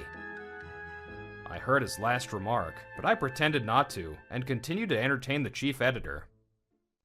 The seasons changed, and a year had passed since I joined the company, under an autumn sky dotted with cirrocumulus clouds. The 40th anniversary party for Shonen and Telly was being held in a hotel banquet hall. Right now, on stage, the chief editor's incredibly long speech is continuing. Alright, all the necessary preparations are done. The chief editor's speech will probably end in about 3 minutes. In this precious free time we have, you must eat and drink what you like. Huh? We're the organizers. I can manage without eating or drinking during the party. No way! Since we've invited so many guests, we, the organizers, have to check the quality of the hotel's food and drinks first. Doesn't that just mean you want to eat and drink as much as you can? And so, the chief editor's speech ended, and we moved on to social time. Many people, including photographers, designers, and talent agency representatives, came to greet Kayaba. That's a money for you, to have such a diverse network of contacts. As Kayaba politely greeted each person, she introduced me to everyone as a promising rookie, and at that moment... Excuse me, are you Junichi Hakozaki? Huh? Yes, I am. The person who approached me was a legendary manga artist I had only ever seen on TV. I was completely taken aback, as I had assumed he was going to talk to Kayaba. He is Teacher Yamatori, the author of the legendary manga Tiger Ball, which boasts the highest circulation in Shonen and Telly's history. I'm surprised. He had already announced his retirement, and his name wasn't on the guest list. Teacher Yamatori, it's an honor to meet you. I've been reading your work since I was a child, but why me? The first editor for my manga was Executive Muro, the one who scouted you. She told me a lot about you, and it made me want to talk to you. I see. I'm truly honored by your words. You see, it's been a while since I announced my retirement, but I'm a manga artist at heart, and I still get the itch to draw. However, it's also true that I've exhausted all my ideas after the long run of Tiger Ball. So if you don't mind, would you be willing to handle the scenario for my comeback work? I was so shocked I couldn't even reply. Kayaba, who was listening next to me, had her mouth wide open. I'm not sure I fully understand what you're saying. Me? Write the scenario? Yes, I want to draw manga again, based on a scenario written by you. Would you be willing to put up with this old man's selfish request, even though I've already retired? After that, all I could say was that I would consult my superiors and give him an answer as soon as possible. But Teacher Yamatori nodded in satisfaction and left the party early, despite being called out to by many people. Oh, what's going on? Why would the legendary teacher Yamatori ask you to write a scenario for him? Kayaba next to me looked like she was about to faint from shock, and for good reason. I hadn't told her everything about myself yet. I'm sorry for keeping this from you. The truth is, Kayaba had helped me more than anyone as my mentor. Trusting her, I took out my tablet and explained the situation. This is... Kayaba then completely ignored her duties as an organizer and, losing her appetite from earlier, focused intently on my tablet. Following Teacher Yamatori's offer, an emergency board meeting was held at Insho Publishing. As expected, it was quite contentious. If an employee starts writing, it'll lack fairness to other manga artists. If he wants to write, he should quit the company. This case is indeed unprecedented. However, it is also a great opportunity. Let's approve it. An editor is like a construction manager at a construction site, not a carpenter. It's important to be in a position where you can remain objective to create a better book. Writing a scenario is out of the question. But these old-fashioned opposing opinions were drowned out by Executive Muro's persistence and the big news of Teacher Yamatori's return. Congratulations on the collaboration with Teacher Yamatori. That's amazing. You're incredible, Hakozaki. Even though your job description is changing, our goal of making Shonen Intelli a success is the same. What's wrong with an employee becoming a creator? Hakozaki, you're our hope. Go for it. The day after the board meeting, my debut as a scenario writer was officially decided, and everyone congratulated me. Why does a low-educated guy like him? And he's teaming up with Teacher Yamatori. Damn it. If he's allowed to do it, then I should be too. Only Jizonji glared at me with hostility amidst the celebratory mood. Afterward, I finished handing over Bakumatsu and began full-fledged meetings with Teacher Yamatori. And during a planning meeting I could no longer attend, a certain incident occurred. Chief Editor, please listen. I've brought a very special plan this time. Jizonji confidently handed out a new project proposal. Inside it was a scenario. In the artist section was the name of a talented pre-debut manga artist known for their serious style. And surprisingly, the name Dai Jizonji was written in the original scenario section. Jizonji, what is this? Since Hakozaki, a graduate from a third-rate university, was allowed to become a manga writer, it should be fair for other employees too, right? Editors are usually behind the scenes, but if there's a chance to step into the spotlight, there must be people who want to try. That was a special case, with a direct request from Teacher Yamatori himself.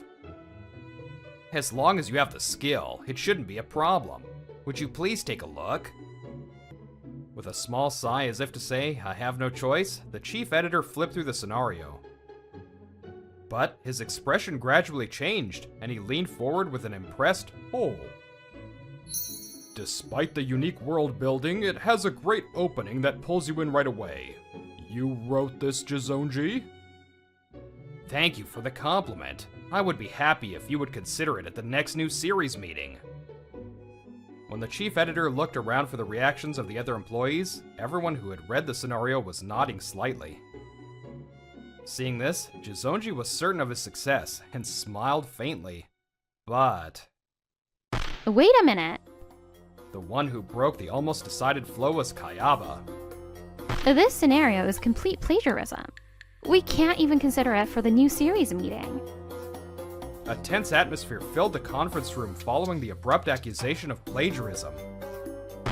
What proof do you have to say such a thing? That's rude. Kayaba, is that true? When the chief editor asked, Kayaba nodded slightly and showed her tablet to everyone. Please, look at this. It's a novel website where anyone can post anonymously. It's from quite a while ago. Ah, here it is. A novel posted 11 years ago by a then high school sophomore. She pinched out the opening of the novel, enlarging it so everyone could read. You're right. It's almost identical. Who wrote that novel? Well, of course. It's something I wrote a long time ago. How embarrassing. Ignoring Jizonji's attempts to brush it off, Kayaba clicked on the profile section. There, it simply said ICHI, currently high school student. ICHI? I've never heard of him. Is he an online novelist? Yes, however, he changed his pen name after becoming an adult. His current pen name is Jun. He's an online novelist who writes a wide range of genres from adventure to romance. Jun's most famous work is Kimi no suimin no naka ni moguritai, commonly known as Kimisui. What? Kimisui. I know it. I've read it too. So, he was active as ICHI since he was a high school student, and then he was reborn and restarted under the pen name June? That's right. I heard from him that he started a new account from scratch at that time. No way. I didn't know. I chose a work by a popular online novelist. What Jizonji plagiarized was a somewhat buried work written before he made his big break with Kimisui. It's a wonderful story, but it wasn't popular, so you probably thought you could get away with it, right? Grr. The chief editor was once again comparing the online novel and Jizonji's scenario. Kayaba, thank you for noticing. That was a close call. Were you a big fan of Jun or Ichi back then? No, actually, I met him in person at the party the other day and just finished reading all of his works. Wait a minute. You mean this online novelist was at the party? No way. He was there.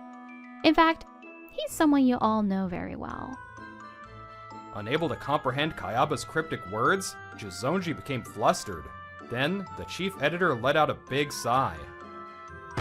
Jizonji, even though you didn't know, you plagiarized from a pretty incredible person. The chief editor's gaze sharpened. No matter whose work it was, maliciously plagiarizing is unacceptable. Don't you get it? Both Jun and Ichi are people we know very well. A second-year high school student 11 years ago. That means he's 28 now. He's our colleague, Junichi Hakozaki.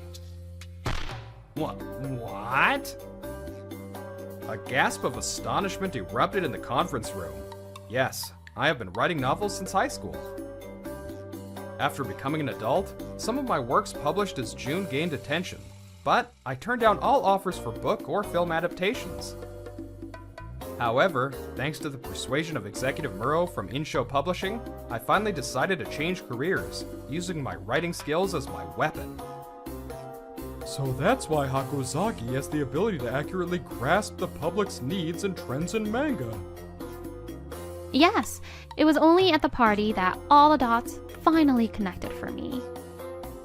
The conference room was filled with a mix of admiration for me and criticism for Jizonji. And then... Jizonji, even though no actual harm was done, your act is an insult to all works and creators in this world. I will be issuing some form of punishment, so you are to stay home until then.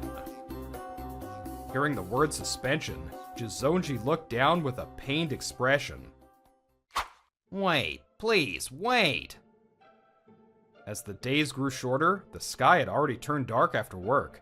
As Kayaba was leaving the office, Jizonji called out to her. You're still here?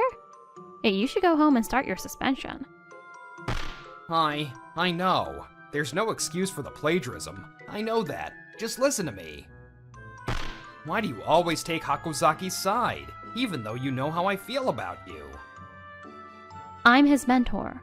It's my job to protect and nurture him. And besides, I believe I've already properly rejected you. I didn't know, but apparently he has a crush on Kayaba and has been rejected multiple times. Because of those feelings, he grew to dislike me even more for being treated kindly and looked after by her. I admit he's a good writer, but in the end, he's just a graduate from a third-rate university. I'm better than him in every other aspect. It's because of academic elitists and people with a strange sense of superiority like you, Jizonji, that this company has such a high turnover rate. That's right. The turnover rate at Insho Publishing has been on the rise lately. People are leaving to go independent, even giving up their good salaries. Who cares about those guys who ran away from the company because they lack perseverance? So in your mind, going independent or changing jobs is just a form of escape, Jizonji? Hakozaki, you were here? Good evening, Kayaba. The chief editor called me, and I happened to overhear your conversation. Jizonji, I may be a man with no other talent than writing. The only other thing I can be proud of is that I've overcome difficult times and never stopped writing. It was when I was in my 3rd year of high school. Back then, when I was still writing as ICHI, I was approached by a publisher. They told me they'd give me a debut if I wrote a new work that wasn't posted online. Being young and naive back then, I was ecstatic. But I put my exam studies on the back burner and wrote the manuscript, only to be hit with a ridiculously high fee for self-publishing. I apologized to my parents and never paid the fee, but in reality, there are parents who pay thinking it's for their child's dreams. That's why these scams never disappear. It might be an excuse, but because of that, I didn't study enough for my exams, and only got into my backup university. That made me think about quitting writing, but strangely, just by living my life, I felt the urge to write something. Eventually, I started writing again after graduating from college while working at a cafe. That's when I changed my pen name. I studied entertainment and waited for someone who would evaluate me fairly this time, so I wouldn't be deceived again.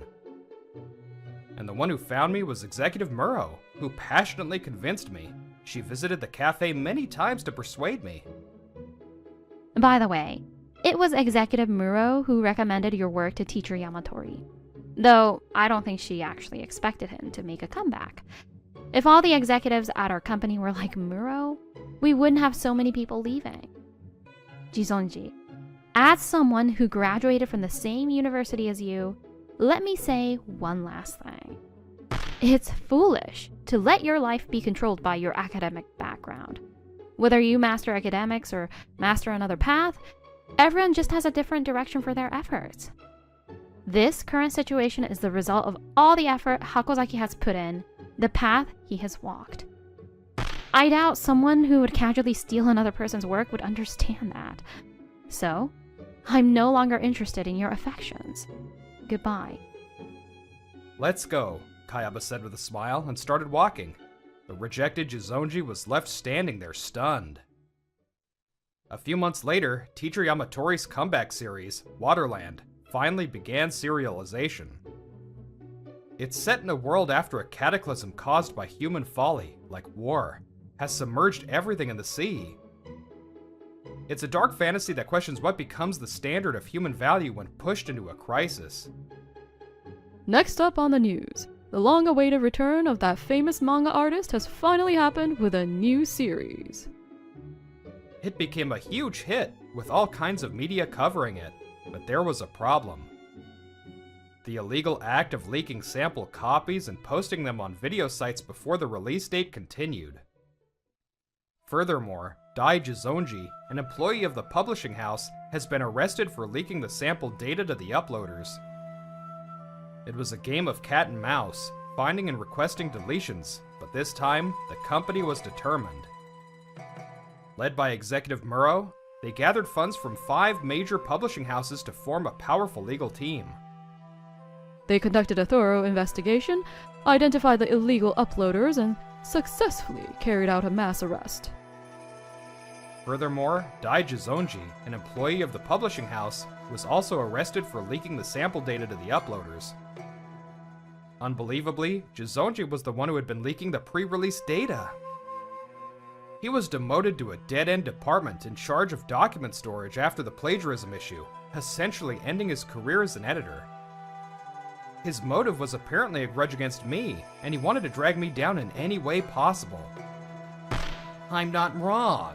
This world is the one that's wrong for not understanding the value of a talented person like me. The company fired Jizonji as soon as they found out he was the source of the data leak. Furthermore, they plan to file a civil lawsuit for a large amount of compensation to prevent copycat criminals from appearing in the future. Several more months passed, and the spring arrived. The first volume of Waterland was released.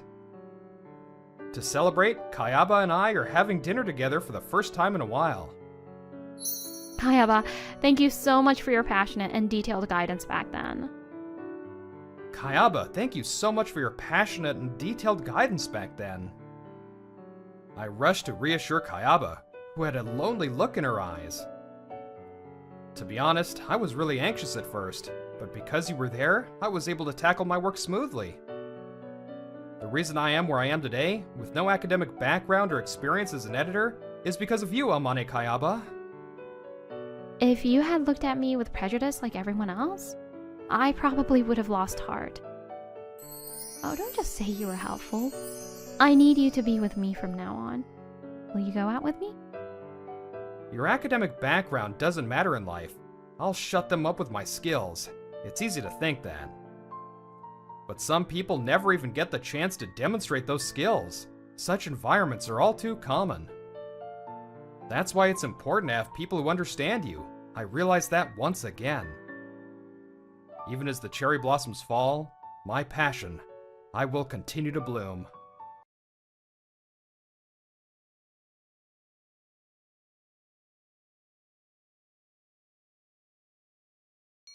Next up is a follow-up scoop from the entertainment scandal magazine, Weekly Bronze. Regarding the affair scandal of the popular talent known as the CM Queen, an insider has finally broken their heavy silence. What will this person, said to be a parent figure to her, reveal? Let's watch the VTR. Yes, this news program is covering our scoop too. That's a clean sweep of all the stations. Sales figures, website views, and paid memberships are sure to skyrocket. We spent over 5 months in stakeouts. It was a tough slog in the field, so I'm relieved it's become such a hot topic. I'm Takahiro Ikigami. I'm 29 years old, working as an editor for Weekly Bronze, an entertainment scandal magazine at Third Place Publishing, the industry's 3rd largest publisher. Originally, I joined hoping to edit manga. I got the assignment I wanted, but the manga magazine I was in charge of got cancelled. Disappointed, I was reassigned to the completely different world of Weekly Bronze. It's been almost 3 years since then. Hey, Ikigami. Just because TV stations are picking up the story, don't get cocky over a scoop of that level. There just happened to be no other news today. If there were an election, an earthquake, or a major crime, they wouldn't even look at it. In short, you just got lucky. The quality of the article doesn't always correlate with how much buzz it gets. I know that. I always pray nothing else happens on the days we release a scoop. That's Kakeru Abise, always picking a fight and being snide at every opportunity. He's an editor 2 years my senior in the same department. By the way, I heard you're still going out on field reporting. Being on site is for freelancers. Are you trying to steal their jobs? Steal? Of course not. I respect the freelancer's position, and I'm not getting in their way. Even if you aren't interfering, if an editor goes on the scene, they might get too emotionally involved with the subject. We need to be able to objectively view the data, notes, recordings, photos, videos that come up from the field. In journalism, you can't let your pen get dull. This is why manga guys are... I understand Ebise's point. Whether it's manga or entertainment, there's a saying that editors should view everything from a bird's eye view. But his work style is just lounging at his desk, barking orders to the field over the phone. It doesn't look like he's objectively viewing data. It looks like he's just moving game pieces around however he likes. Okay, I'll be more careful from now on. Humph, as long as you understand. Make sure you learn from my work style in the future. Saying that, Abise left the editorial department looking satisfied. Right now, the public isn't interested in celebrity scandals. In fact, they question the morality of exposing people's privacy. Maybe entertainment magazines aren't needed by the world anymore. But I don't want to go through a cancellation again. As long as the company entrusts me with this job, and as long as there's even one reader looking forward to it, I'll give it my all. Thankfully, the chief editor appreciates my hard work. At least enough to give me his stamp of approval as a candidate for the next deputy editor-in-chief, surpassing Abise, who's 2 years my senior. Then one day, the department was buzzing about 2 new mid-career hires joining us. Abise, Ikigami, you two will be in charge of training the newbies. I'm counting on you. With that, the chief editor handed Abise and me brief resumes of the 2 new hires. One is a man transferring from in-show publishing, the industry's number 2. He has weekly magazine experience and is considered an immediate asset. The other is a woman who only has experience as a reporter for online media. They're both 27 years old. Training someone from in-show publishing will be tough for a manga guy like you, right, Ikigami? I'll take the talented one. I don't mind either way. If you choose him, Abise, then I'll take charge of training her. I see. Then let's go with that. This is obviously a one-choice game for the guy. Coming from online media means I have to teach her from 1, or rather from 0. I don't have time for that. Since Abise decided immediately, the assignments were settled without argument. I can see through his intentions, but I have no objection. 2 weeks after the assignments were decided, the day came for the 2 trained hires to be placed. This young woman is Aya Kugahara. Want to say a few words? I came from a competitor. Though I say competitor, it was online media. So I have a lot to learn. I'll do my best. And this young man is Daisuke Chidori. I was in charge of Weekly Silver at in-show publishing. I'll prove I can be an immediate asset. Nice to meet you. Daisuke, brimming with confidence, and Aya, nervous and flustered. It was a meeting of 2 opposites. Well, his experience at Weekly Silver wasn't just for show. Daisuke immediately landed a celebrity romance scoop with his own lead. The freshness of the lead was good. He got photos quickly, and his manuscript was fast. This is amazing. Thank you very much. I expect nothing less of myself. Even when people say scandal mags aren't needed, that's exactly why we can't stop. Whether we continue or fold isn't for the public to decide. It's up to our management. As long as they say do it, we do it. Yes, sir. While Daisuke puffs out his chest, for some reason, Abise next to him looks even prouder. Chief, isn't Daisuke amazing? But properly adapting Daisuke's ability to the weekly bronze style. That process is crucial, and that's exactly where my skills as a trainer shine. Well, there is some truth to that. Daisuke, don't let your guard down and listen well to what Abise says. Yes, I will. On the other hand, seeing the chief editor pleased with Daisuke's success, Aya had a look of panic on her face. I'm sorry. I haven't been able to turn my leads into an article yet. Didn't I tell you at the start? Sure, Daisuke is an immediate asset, but you don't need to worry. You'll catch up within 6 months, Aya, and overtake him within a year. That's what I believe. Thank you. But I didn't realize there was such a difference between publishing and online media. Aya is losing confidence, but her writing is fast and good. She just overwhelmingly lacked field experience. Online media rarely involves doing your own reporting. The main job is aggregating and summarizing articles from other media. You can do that from home. That's why online media is sometimes mocked as armchair journalism. It's okay. I'll cooperate and make sure you become a splendid editor. Aya, so don't worry. Ikigami. Hey, if reassurance made people capable of doing their jobs, nobody would struggle, right, Daisuke? That's true. I never thought there'd be such a gap between contemporaries right off the bat. After currying favor with the chief editor, Abise and Daisuke came over to us. Aya showed her frustration but looked down, unable to find words to retort. What do you want? We're heading out of the field now. The field again? Ikigami, I've told you a million times. A bird's eye view is important for editors. Of course, I know that. But having that perspective is only possible once you understand the field. Well then, we don't have time. Let's go. I try to leave the editorial department, shielding Aya. Daisuke's voice reached her backs. It's boring without a rival, so do your best, Aya. Aya didn't look back, but glared straight ahead as if her panic from moments ago was a lie. Walking toward the site after leaving the office, I talked to Aya about the importance of experiencing reporting. I'm not an old-school detective, but visit the scene 100 times. That's the shortcut to becoming a great editor. In the case of weekly magazines, I misunderstood and thought field work was entirely for contracted freelance reporters and photographers. Of course, it's basically their job. But if you don't experience the field yourself, you can't give proper instructions. Field work is tough. Wouldn't you be pissed off if an editor who knows nothing about the field gave you vague instructions despite that? To prevent that, experience every kind of site. It's similar to the relationship between a carpenter and a construction manager at a building site. First, the basics of basics, a press conference. I'm Aya Kugahara from Weekly Bronze.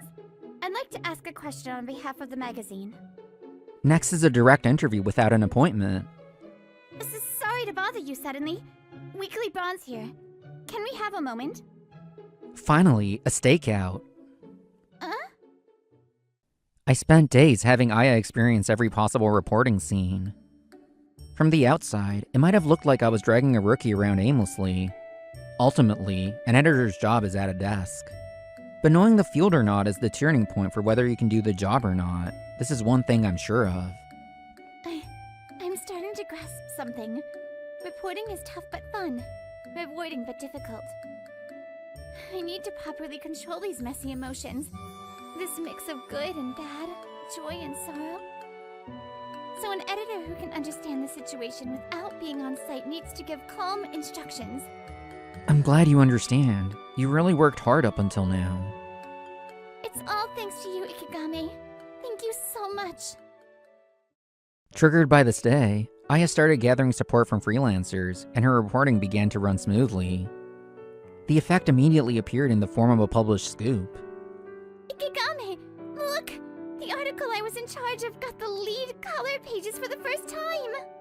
Overwhelmed with joy, Aya hugged me without caring who was watching. Wait, Aya! Knowing her earnest efforts up to this point, the other editorial staff members all congratulated Aya. Thanks to 100 field visits, Aya grew rapidly and landed her first scoop, but Daisuke wasn't losing either. He continued to handle many articles every week, actively working as a core member of Weekly Bronze. How about it, Chief?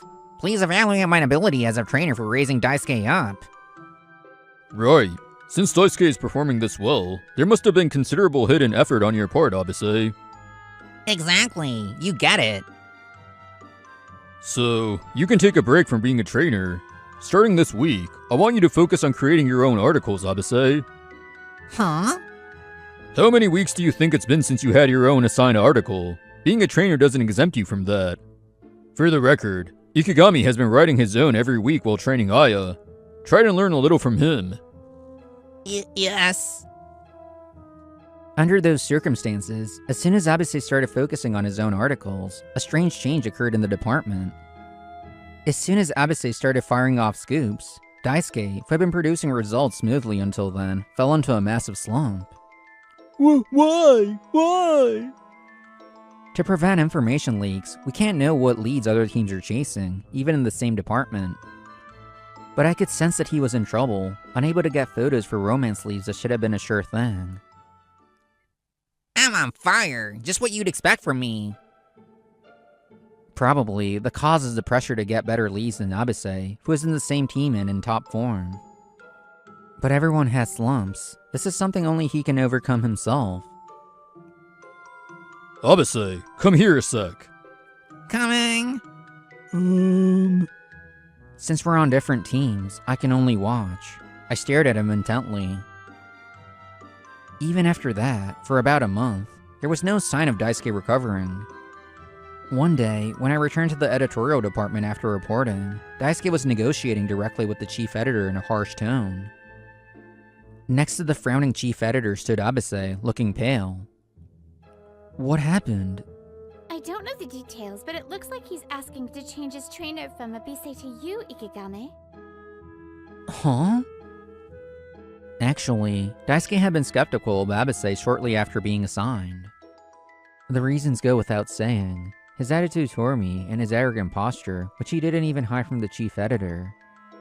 It was fine as long as he was getting results, so Daisuke faked smiles to get along, but falling into a slump took away that leeway. Look at my lead this week. That handsome comedian's 5-timing affair. Amazing response, right? That comedian got cocky just because he's a little popular. No wonder women hate him. Right. Abase, despite being the trainer, didn't even consider Daisuke who was in a slump, and just boasted about himself.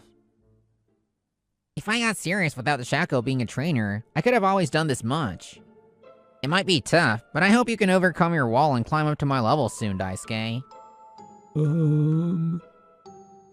Therefore, I cannot follow Abase any longer. I request a change of trainer. If I hurt you, I apologize. I thought you were okay because you're talented, Daisuke. So, hey, let's reconsider. No, I refuse. I want to learn from Ikigami. Alright, Chief? regarding that, I want to ask one thing. Ikigami is already assigned as Aya's trainer. Considering his capacity, training 2 people at once will be difficult. You must realize that, so why Ikigami? Before anyone knew it, the department had fallen silent. In the midst of that, he answered quietly. Because he is an amazing person worthy of respect. About 2 weeks falling into my slump, Aya spoke to me after work. Daisuke, are you okay? What, did you come to mock me? Since you're in top form right now. Well, honestly, I don't really care about you, and I think you're kind of unpleasant. But Ikigame told me to try talking to you. Huh? He said if he interferes, Abise might get worse, and it might be easier for you to speak your mind to me. Ikigame said this. Daisuke hates Abise, doesn't he? What? That reaction hit the bullseye, huh?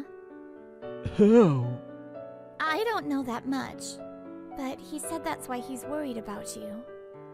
He said before you could brush it off, but in a slump you probably don't have that leeway. Well, even from my perspective, Abise's attitude is terrible. I pride myself on being street smart. So first, I was surprised by his observational skills. To begin with, I was also curious why Aya suddenly started improving. I knew it was thanks to Ikigami's training, so I took this opportunity to ask. Then Aya said this.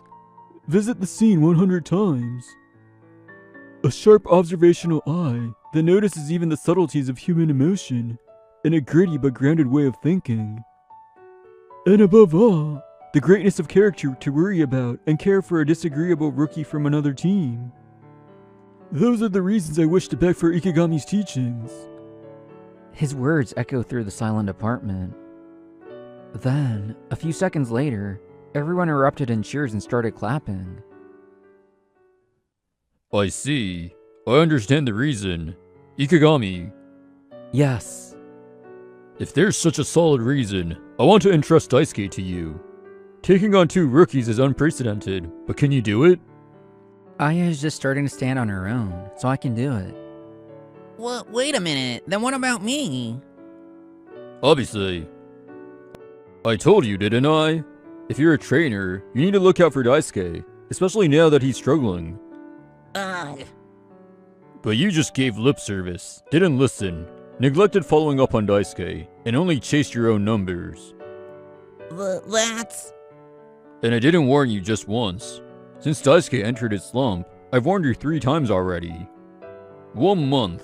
I thought I'd wait and see for 1 month, but... Far from neglecting him, you got cocky, bragged about yourself, and put pressure on him. Mocking Ikigami shows a lack of character. But even if I can see 10,000 steps, if you're gonna mock him, at least become way more talented than Ikigami first. Eek. The chief editor's angry roar echoed through the office, which is cluttered and shouldn't echo. Either way, if things didn't look good after a month, I plan to remove you. No matter how good your numbers are, with character that twisted, don't expect a promotion anytime soon. No way. Well, truly talented people don't mock others anyway.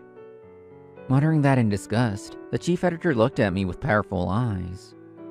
Alright, Ikigami, I'm counting on you for Daisuke. Yes, understood. Daisuke bowed, saying please take care of me. And so, the issue with Daisuke headed toward a resolution. I apologize for my unpleasant attitude until now. The first thing he did after transferring to my team was apologize to Aya. He wasn't like that to me or the other seniors and bosses, but his attitude was bad only toward his contemporary, Aya. He seemed to be aware of it himself. Honestly, it really pissed me off. So I'll forgive you with 1 slap. Hey. Thus began my days of being in charge of both Aya and Daisuke as a trainer. This week, I have 2 assigned articles totaling 6 pages. How about you, Daisuke? Not good enough.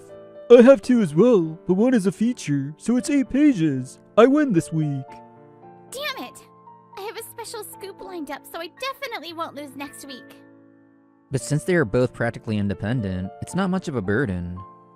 Daisuke broke out of his slump, and far from being a burden, I'm enjoying watching the 2 of them compete as rivals now.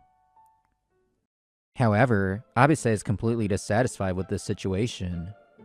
From the day he was removed as Daisuke's trainer, for some reason, he suddenly couldn't secure new leads. Several weeks passed without him handling a single article, and he was losing his place in the editorial department.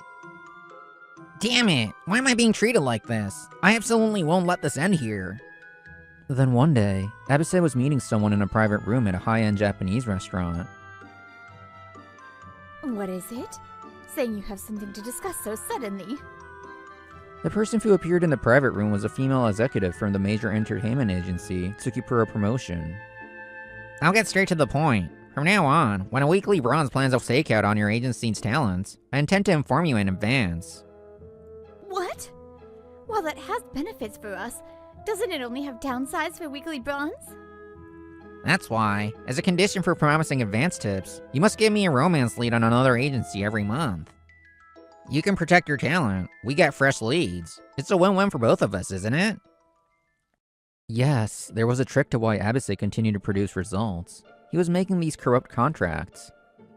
With all due respect, if it were editorial policy, that would be one thing, but relying on your individual discretion, Abise, how much can I trust this? Are you sure you want to be saying that? There are already agencies that have contracted with me personally. I can't contract with every agency either. If you don't hurry, you won't be able to protect your talents. By the way, which agencies have already signed?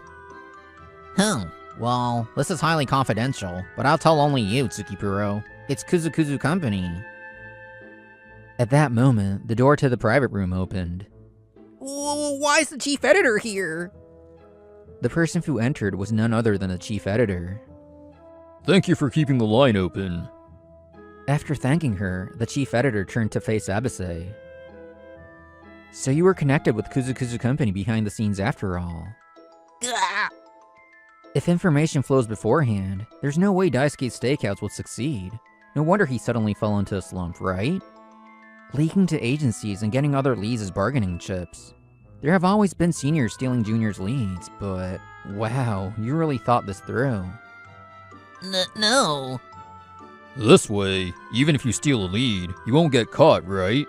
And you get a new lead yourself.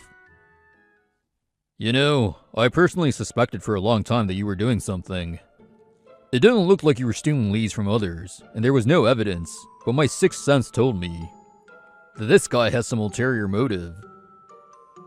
That's when Daisuke, who had been doing well, suddenly hit a slump the moment you started writing articles. It could have been the pressure of you landing scoop after scoop, or the usual slump where we just can't get the shot. But to me, already suspicious, it was just too fishy. So, I decided to make a little move. I asked every agency where I have influence to let me know if you approached them with a deal. You didn't show your tail easily, so it took longer than expected, but you finally showed it. Thanks. Were you panicked because you were branded as a trainer and couldn't get promoted? To think you'd propose a deal to such a big shot. Abase was so terrified he couldn't speak properly. Smiling gently at him, the chief editor began to speak in a kind voice. Or perhaps... Did you think you wouldn't get caught again? By me, the incompetent chief editor who never noticed until now, huh? Eek. Yeah, I am incompetent. It makes me sick that I couldn't realize it until it got to this point. Choosing you as a trainer just because there was no one else was the worst mistake too. Who's the most pitiful one here? It's Daisuke, who joined us only to suffer hardships he didn't deserve. I feel terrible for him, so I'm gonna do it. Even if my own job is on the line, I will thoroughly expose your evil deeds. Saying that, the chief editor stood up while still gripping Abase's collar. Then he turned to the executive of Tsukipuro Promotion and bowed deeply. I am truly sorry for what our employee has done. No, it's fine. It was a request from you after all. In exchange, please ensure you don't stake us out for the next year, as promised. Yes, I understand. Thank you for your cooperation. Abase, whose body was trembling from the chief editor's terror, couldn't struggle anymore. He was dragged all the way back to the company by the silent chief editor, wetting himself along the way. Now, as for Kakeru Abase upon arriving at the company, I was connected with 3 managers from Kuzukuzu Company, and 2 from Itsuka Tosan to show production. Also, 2 managers from Hofukuga Kawaii to show Kogyo. The ones I've dealt with so far are... Succumbing to the chief editor's pressure, he confessed all the people he was connected with, and all his past deeds. The chief editor recorded this, and immediately reported to the higher-ups. Abase was suspended pending fact confirmation. As a result of the internal investigation, evidence was found, and his misconduct was confirmed. When given a final chance to explain himself, he honestly admitted everything, and was given a disciplinary dismissal. Fired, huh? It was a future he knew would come if evidence was found. While many try to be clever and resign voluntarily before that happens, he didn't choose that. The reason is... If you try to resign voluntarily, the people who were victimized without knowing, they won't be able to rest in peace. If you do that, I'll quit too, and chase you to the ends of the earth. Yes. Because the chief editor threatened him like that after the suspension was decided and everyone dispersed. Actually, the chief editor is a talented person who took his current position at the youngest age in the company's history. When he says he'll do something, he goes all the way. Thus, Kakeru Abase disappeared from this industry. By the way, the managers from the other companies who were connected with him also received punishments. It seems there were deals made among the upper management regarding this. I wonder if it was really okay for it to not go public.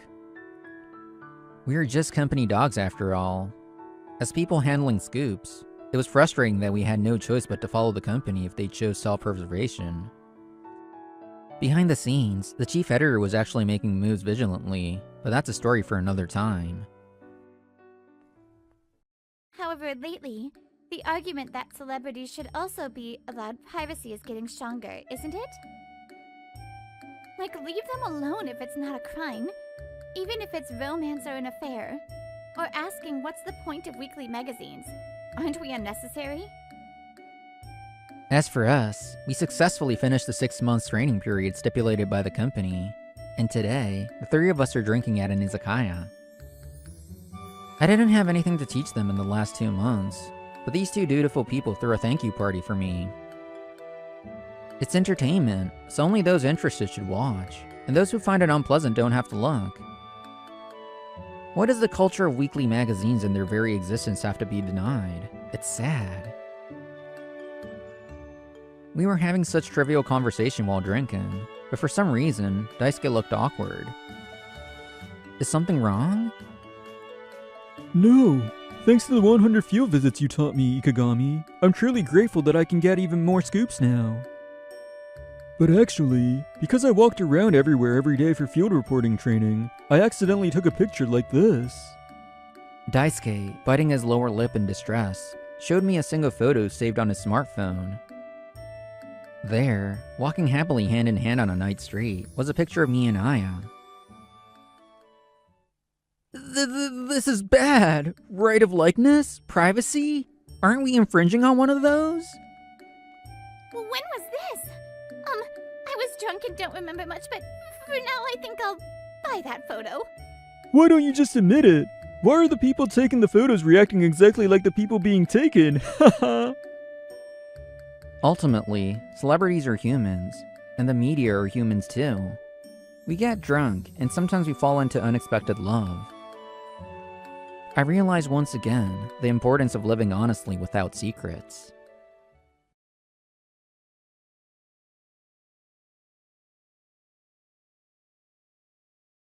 Fighting societal issues like politics and economics with sharp dissertations and detailed reporting. I wanted to be a journalist like that. But only a handful of people can make a living by being a journalist in Japan. The best course of action is to work at a publishing company and strengthen my writing skills. I studied hard and went to a college that was good for journalism. After graduating, I was able to get a job at Elito Publishing. However, For our next story, repeated reports of intellectual property theft by an employee at the major publishing company, Elito Publishing. As a result, a popular manga creator's series has been terminated, and Elito Publishing has received a barrage of complaints. Manga fans have been calling for the resignation of President Shin Minoho and several other board members. These protests have gotten increasingly aggressive. The official website servers have been down. It is currently unavailable. the intellectual property theft problem that occurred in the editing department at Weekly Young Elite went viral. The company was in a lot of hot water. My name is Tetsuya Iwamoto, 32. I work in the non-fiction editing department at Elito Publishing. There are a lot of them today, too. When I looked down from the window, I saw another protest happening. They called for the replacement of upper management and boycotted the purchase of our products until then. Many media outlets were there to report on the protests. It was chaos every day here. Elito was founded over 100 years ago. We were the largest publisher in Japan and mainly focused on mangas. To that end, we were received well, but the working conditions were nothing to be proud of, and it was true that the culture was still very old-fashioned. As a union member, I spoke out about bettering the working conditions, but it never felt like it would get better. Maybe it's better that management changes because of this. The company was the main sponsor for the upcoming Winter Olympics. We were trying to improve our image by putting popular athletes on our covers, but it was ineffective, and our sales were only going down. What? Looking for volunteers for early retirement? A few days later, there was a shocking announcement at our unstable company. On the bulletin board in the employee clock-in area, this sign was put up. I can't believe management is going to stay where they are, and we're the ones getting cut. This meant we were getting laid off. Many of us stood in shock in front of the bulletin. Since they were looking for people to resign, some people were chosen for it. I thought I was safe because I was in my early 30s. You've been called in, so you know what that means, right? Is it because I lack the skills? Or is it because I have a record of unionizing? I'm sorry, but I can't answer your questions. The company is looking for people to resign. That's all it is. Nothing more, nothing less. Don't make me say any more. Oh, he wants me to read in between the lines. He spoke vaguely, but you knew exactly what he wanted to say. It was sneaky and uncomfortable. I see. I understand. I'll be off. I stepped out into the hallway and ran into my kohai, who works in editing for Weekly Shoujo Elite. Oh, Mr. Iwamoto, what's wrong? You're coming out of the HR office. Well, they announced that thing and I was called in, so you get it, right? What? Seriously? After a moment of surprise, she put on a nasty grin. It was Io Chitome. She used to work in nonfiction, and I'd trained her, but she wasn't motivated at all and only gave me headaches. Phew, that was close. I'm so glad I requested a transfer to the manga editing department. Nowadays, nonfiction doesn't sell, and you won't make a cent trying to be a journalist. Io had kept asking for a transfer and abandoned her work for several months before. Shouldn't she be laid off? Say what you want. Why are you here? Huh? Don't put me in the same boat. I have some business with the photo department, so I'm just passing by. You should have transferred sooner, too. Publishers get 80% of their profits from mangas these days. If you'd thrown away your weird obsession and became a manga editor, you could have been saved. Congrats on the layoff. Io cackled and left. I was furious. How could something so unfair be allowed? The little attachment I had left for this company was gone now. I started my resignation process sooner than anyone else there. Sir, hear me out. That company is desecrating journalism. I can't believe them. I had resigned from Alito. That night, I went to my regular bar. Being a journalist was your dream, right? It's sad that only mangas can make money in this world. Print media can be used to learn, and it can be entertainment. I loved the versatility, and that's why I started working in publishing. One day, educational writing became something that publishers were trying to keep, knowing that it would put them in the red. But even if you can't see a future in it, you're going to find a job in publishing, aren't you? Yes, you can say I'm old-fashioned, but I have my dream. The bar owner smiled happily.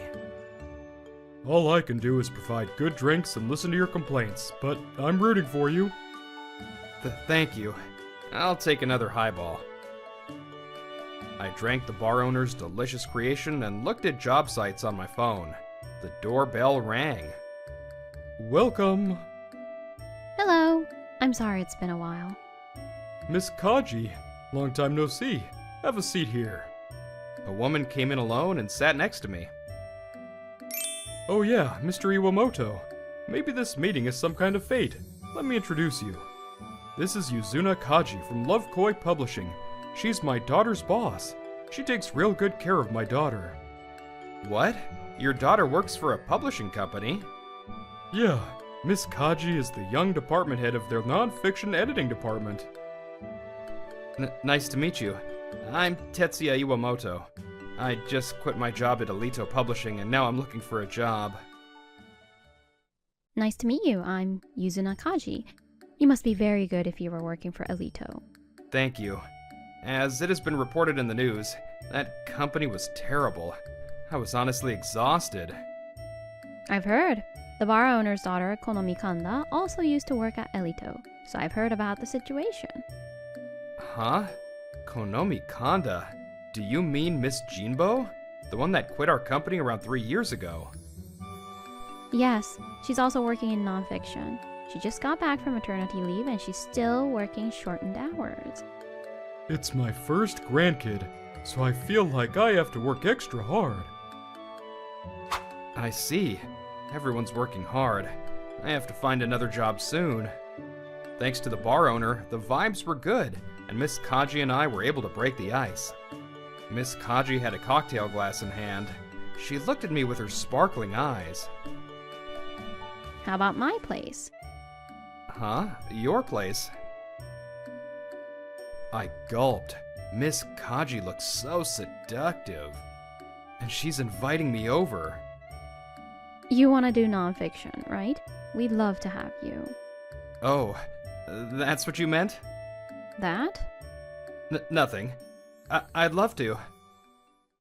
I accepted her offer instinctively. Miss Kaji looked surprised. Love Koi Publishing was a growing company. I heard it was a great place to work too. I know people there. More than anything, I wanted to write under her. Miss Kaji was so charismatic. That's how I felt.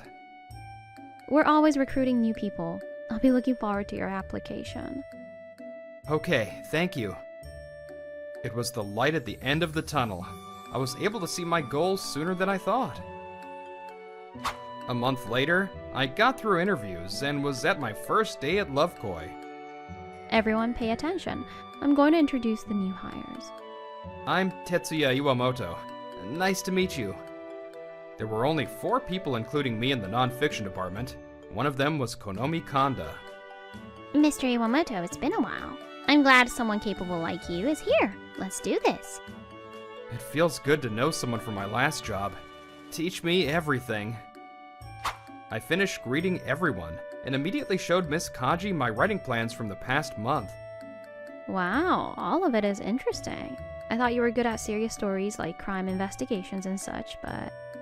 I'm good at humorous things as well. This book was the one with the best sales when I was working at Alito Publishing. I showed Miss Kaji the book we had published before. Let's see. Was the Giants versus Tigers match actually legendary? What does this mean? The Giants have won 43 times and the Tigers have won 7. There's a huge gap, so I don't really think they're rivals. No! You know I'm a huge Tigers fan and you punish me. I'm sorry. I had no idea. I'm happy to see this unexpected side of Miss Kaji. Was that inappropriate to think after making her angry? Huh? Why are you staring? Oh, listen up. Next time we drink at that bar, you're gonna listen to my Tigers stories. Yes, ma'am. I was happy to see different sides of Miss Kaji. Work was going well. One day, Konomi came to me with something. So, I've been secretly writing this outside of my work. She showed me her tablet. The temporary title was, "The Weakest Dogs Are the Ones That Bark." What is this about? It's actually an exposé about the working environment at Alito Publishing and the employees' thoughts on it all. It's quite a bold endeavor. You're going to need Miss Kaji's and the President's permission, aren't you? I learned this in the interviews, but President Ogawa was the older sister to President Shin Minoho from Alito. I got permission, but I don't have enough testimonials yet. I wanted to hear about your experience. I see. I have a lot of feelings about that place, but I don't have time right now.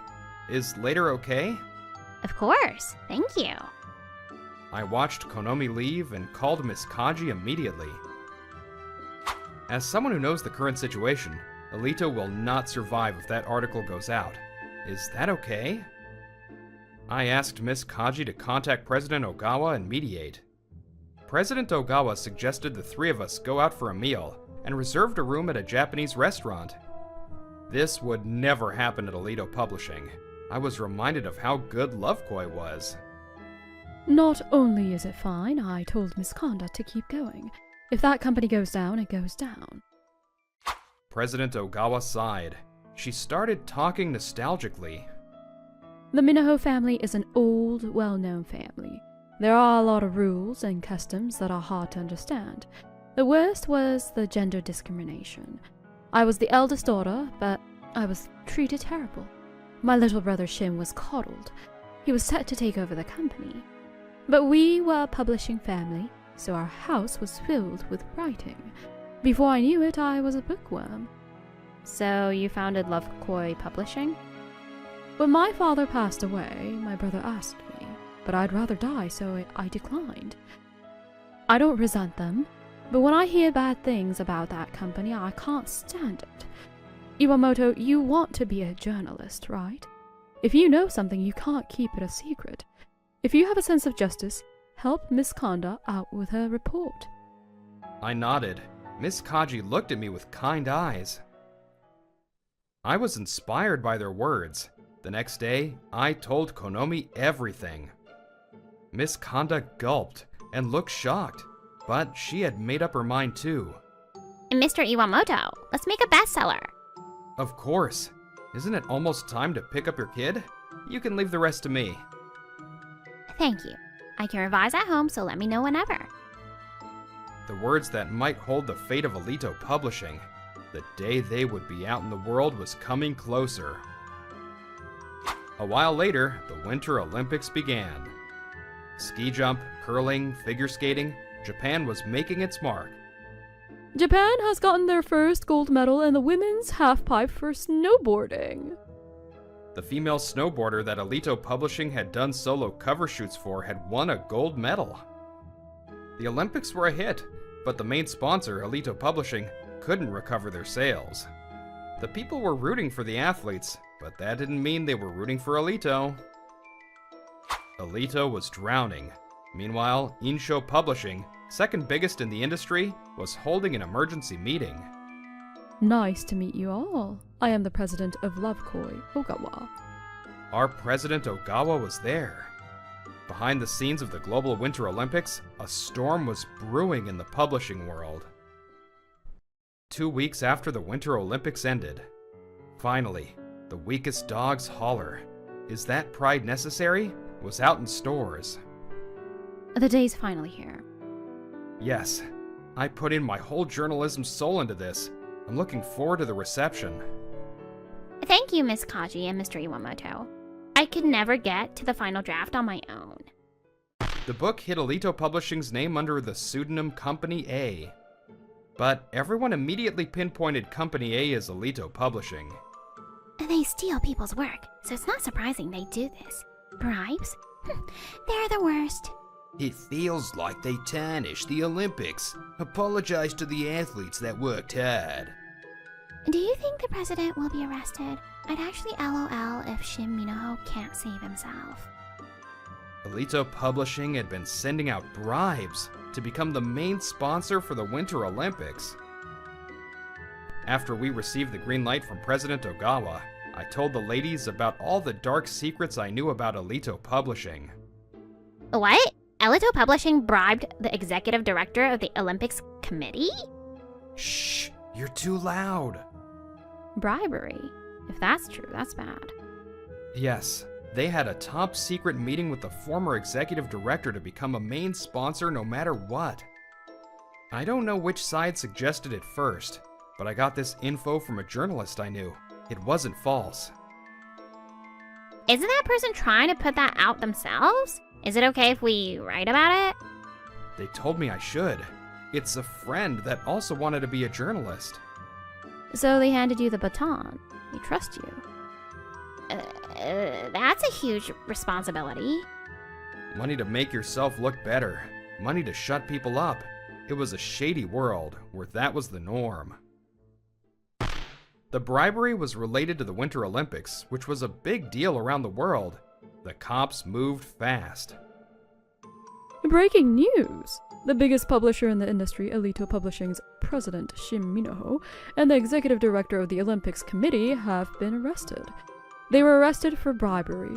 It is alleged that they utilized these bribes to become the main sponsor for the Olympics. The screen showed President Minoho and the board member getting arrested as millions of cameras flashed.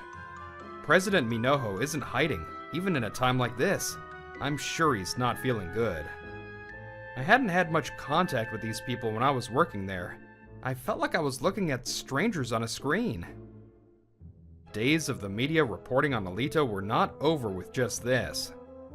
Alito Publishing is being brought up? In shocking news, Insho Publishing announced that they were buying Alito Publishing. They're a family-run business, right? Isn't that impossible? I think so too. There's no way the Minoho family would let go of their stocks. President Ogawa, did you sell? You're right. I knew you'd get it. President Ogawa? President Ogawa appeared looking calm. The world was in an uproar, but she was calm. She was strong. While you two were writing, I was also taking action. According to her, the plan had been set into motion a long time ago. I know President Ogawa had her own sense of justice about the whole thing. The emergency board meeting with Insho Publishing, President Ogawa was there. I have a proposal for you all today.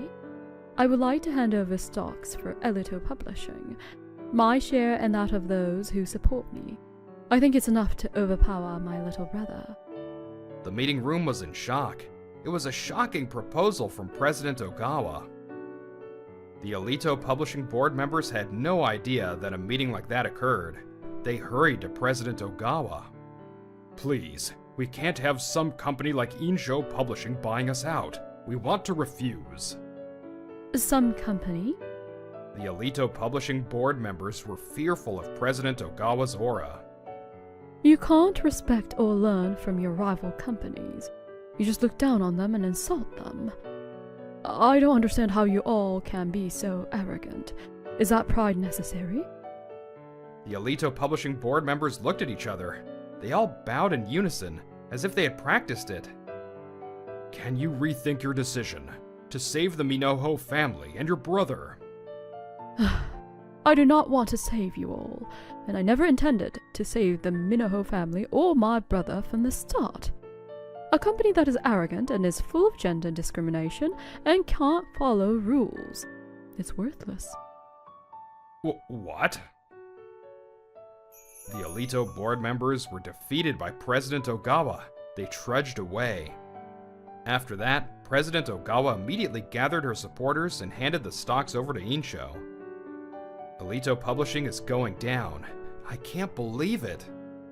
What are you saying? That's the power of the pen.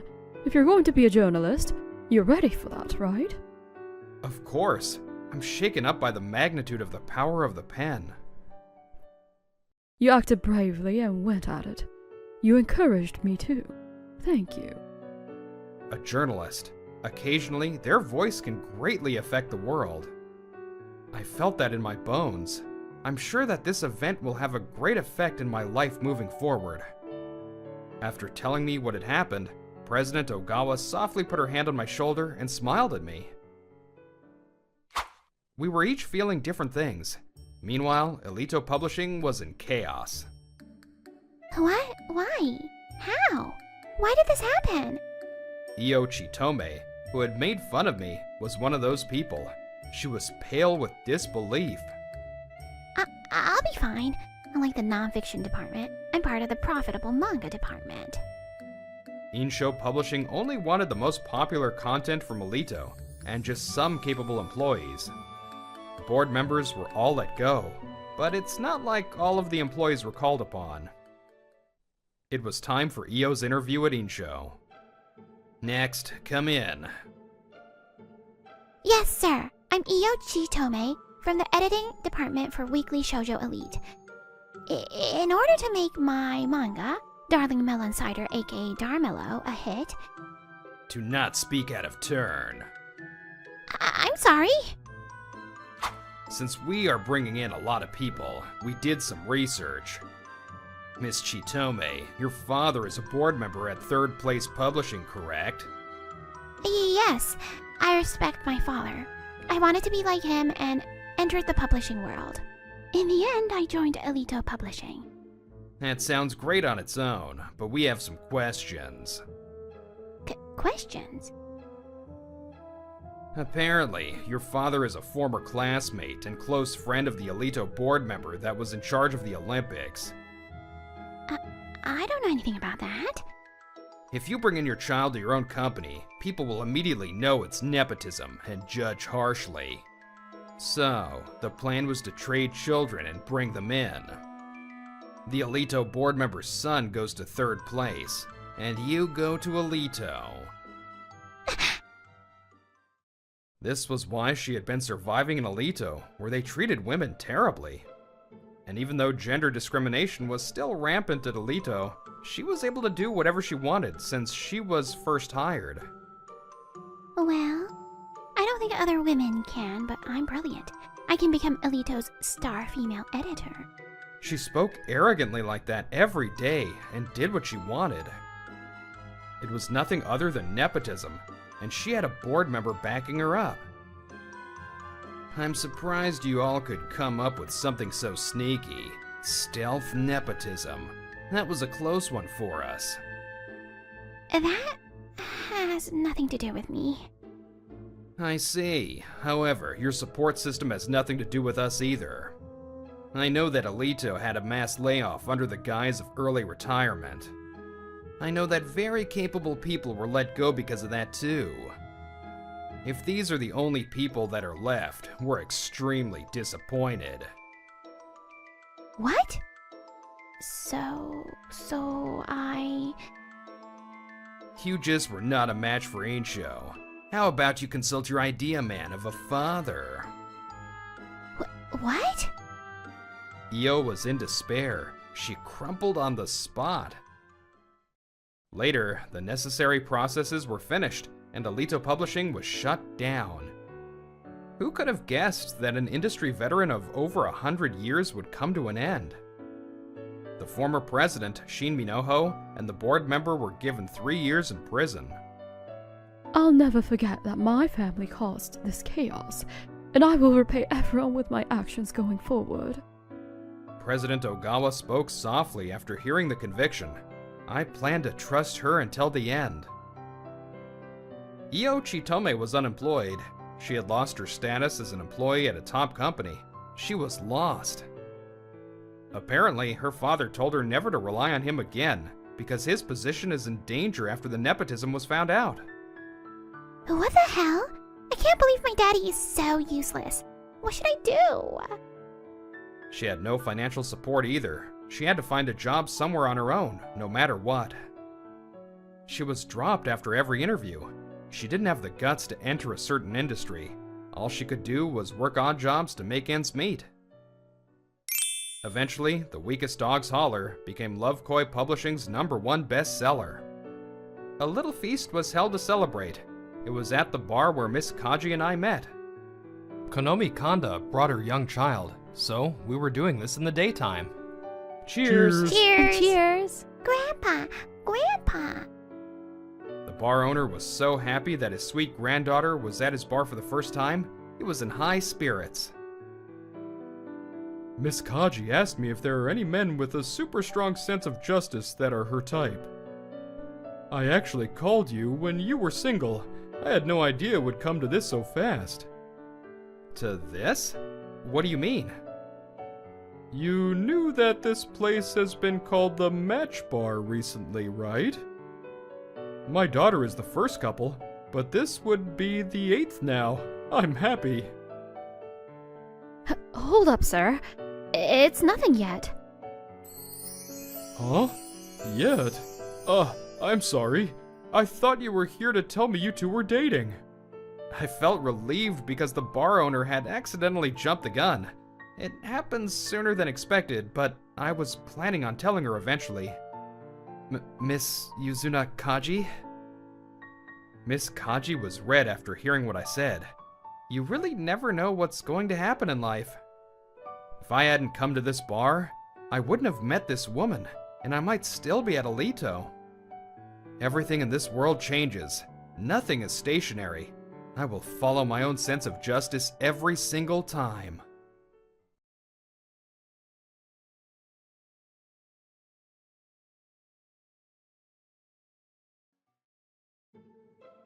Breaking news. Popular manga writer who finished the popular series Always Gets Back Up, the roly-poly toy man, last year, Ryuhei Hitotsubashi is currently being investigated by police. Let's go to Mr. Matsunaga, who is on site. Hello, we are in front of the Chiyoda Town Police Department. Mr. Hitotsubashi is being investigated for alleged physical abuse to his middle school-aged daughter. A neighbor contacted police after hearing screams. Currently, he's being questioned at the Chiyoda Police Department. Is the daughter safe? Do you have any information on her current situation? Fortunately, she's not injured. There's some speculation that she's being kept at a foster agency right now, but we don't have any concrete information. Mr. H, what are you doing? I bit my lip as I watched the TV. Shivers ran up and down my body. Mr. H was my mentor. My name is Sota Mitoshiro. Until the series concluded last year, I've been working as Mr. H's assistant for 2 years. When the series ended, I stepped down as well. Right now, I was 21 and trying to make it with my own work. I wonder if Emil is okay. I remember that his daughter, Emil, often came to our workspace. She should be in her 3rd and final year of middle school now. I was focused on the screen. The doorbell rang. I didn't have any scheduled deliveries. Who's here at this hour? I looked through the eye hole on the door and couldn't believe what I saw. I rushed to open the door. Mr. M, please help me. As soon as she saw me, she looked like she might cry. It was Emil Hitotsubashi. Emil? Long time no see. Why'd you come here? I have nowhere to go now. She started crying. I couldn't turn her away. Emil was shaking from cold on her emotions. I let her in and made her some warm tea. She started calming down. I'm sorry for coming so suddenly. I've looked at my dad's assistant's information book before. I mean, that's fine, but the news said you were being kept at a facility. What about the foster agency? You probably know this, but my father is normal as long as he doesn't drink and he's famous so people trust him. I think the police and the agency were fooled by my father. They said we'll just see how things go. They don't know how dangerous things are. This was a common occurrence. Police and CPS often hesitated when there wasn't any concrete evidence of abuse. If the situation isn't urgent, you need a consent from the guardian, so there have been cases where protection was delayed and led to serious trouble. I'm sorry if I'm overstepping, but can you not contact your mom? Contact? I don't even know what she looks like. She left when I was young because of my father. I knew he was a single father, but I had no idea they divorced so early on. As I talked to her, I remember my assistant days when I would go over to the Hitotsubashi house often like some summer camp. Everyone, today's midnight snack is Emily's special miso ramen that everyone loves. Yay! Emil's special miso ramen is the best. Thank you for the meal. When I was an assistant, a housekeeper came during the day to clean and prepare meals. The housekeeper didn't come at night, so middle schooler Emil would make us tea and cook us food. I don't like this best friend character. Daddy, let's make this a story where the character is a traitor spy and fights the main character. Because of her environment, Emil read a lot of manga, but in this moment, she was just saying what she didn't like. This unexpected storyline was picked up, and the best friend character was turned into a spy. The story was a hit. After that, Mr. H and the assistants half-jokingly referred to her as Emil-sensei. Those were peaceful days. When the series was going, we didn't have time to drink, so I had no idea that he changed like that. I still clearly remember these days when we were all close, but here Emil was, crumbling in front of me. You can stay here tonight. Mr. H might still be at the station. I'll talk to him later. Thank you. This apartment was a dump and pretty far from the train station, but because of that, it had multiple rooms despite being cheap. I put out a futon in a room I was using for storage and put her to bed. I headed to Mr. H's house. The following day, Emil didn't wake up until right before noon. She must have been exhausted. And good morning. I'm so sorry. I was passed out. I'm glad you slept well. Last night, I met with Mr. H and talked to him. What? You can stay here. I'll raise you. I made Mr. H promise to do all the paperwork with the school and stuff. I even had him to sign on it. It's under your guardian's agreement, so you don't have to worry about anything. Thank you. I'll do anything I can, so please take care of me. That's how I became guardian to my mentor's daughter. I acted like it went smoothly. I'll never tell Emil that Mr. H and I fought to the point of cutting each other off. I couldn't imagine how my life would change, but I was gonna do whatever I could. I would do what's best for Emil who asked me for help. It must be traumatic to be hit by her father. I needed to care for her mental state too. That's what I had thought. Soda, I have to clean. Get up. It's before 7. I have to start now, so I'm not late for school. I'm gonna hang this dirty futon outside, so move. My life with my mentor's daughter was unexpectedly chaotic. It was a rough start. I'm leaving. Good luck with your part-time job. Thanks, see ya. Since the day she came to me, I haven't seen her cry. The father she trusted had betrayed her. She went through something tough like that, but Emil was cheerful and brave. It was obvious that she was pushing herself so I wouldn't feel bad. Emil! What? Another dad joke? Oh, no. Let me know if you need anything. Okay. I want her to laugh genuinely. That's why I would tell her dad jokes every day, but I couldn't think of one today. I had thought of a surprise to make her even just a little bit happier. Hiya! Emily-sensei, how are you? Long time no see. I heard we're gonna have Emil's special ramen today, so I haven't eaten anything all day. What? Mr. Hanaoka and Mr. Sakuma? Why are you two here? I called them. I thought I'd combine your welcome party with a reunion. Ayano Hanaoka and Leo Sakuma. They were my buddies from my assistant days. Emily-sensei, wanna come stay at my place? You must be exhausted from all the dad jokes. Hey, how rude. It's not like all I'm doing is thinking of dad jokes. It's not like I was gonna use them from a manga if they got a laugh.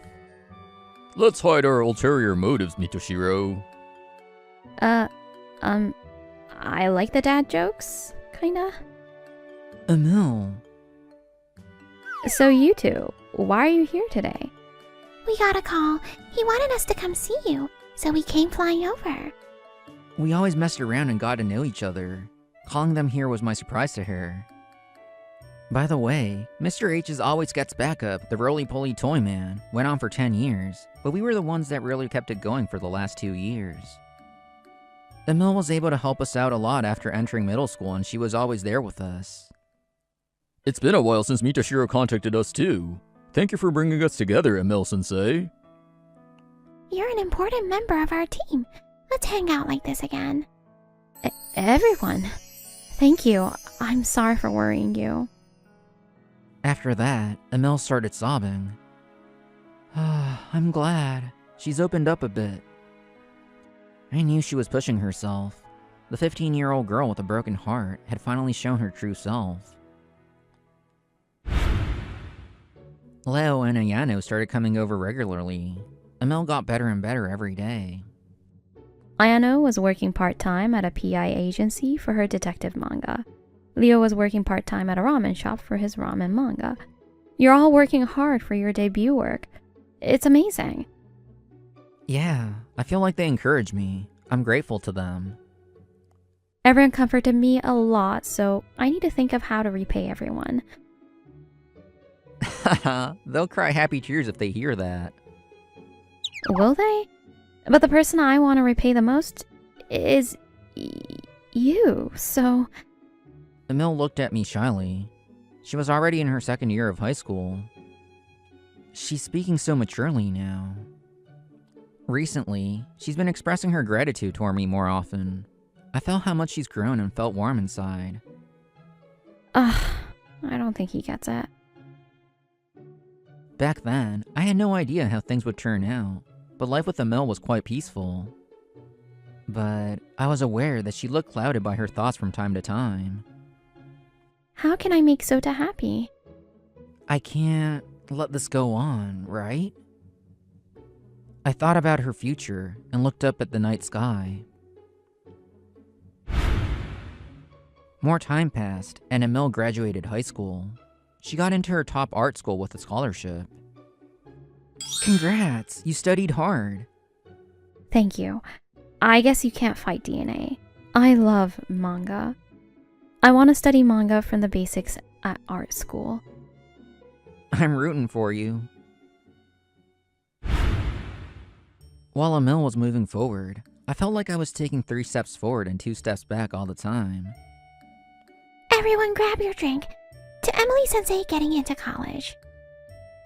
And to meet Toshiro winning the Honorable Mention Award for the Young Intelligence Awards. Cheers! The usual four were at an izakaya today. Leo and Ayano had suggested it. Emil's beverage was non-alcoholic. What's wrong, Mitoshiro? Why the long face? Are you unhappy? You're mad you didn't win the actual award? Well, it's true that most people who won Honorable Mention haven't debuted, but isn't it enough that your work was recognized? Yeah, Emil is making her dreams come true, so I try my best not to lose. But the road to debuting as a manga artist is long. I feel like I was really faced with that reality this time. What? Going after your dreams is a happy thing. A life with no dreams is like a superhero with no cape. Yeah, the person who wrote that famous manga debuted at 45. We're still in our 20s. We're winning. I was thankful to them for encouraging me, but I had less time to create because my part-time job was getting busy. I think I panicked that I had to win this award this time because I was drawing under those circumstances. You're right. Thanks, you two. I have to accept my current situation as it is.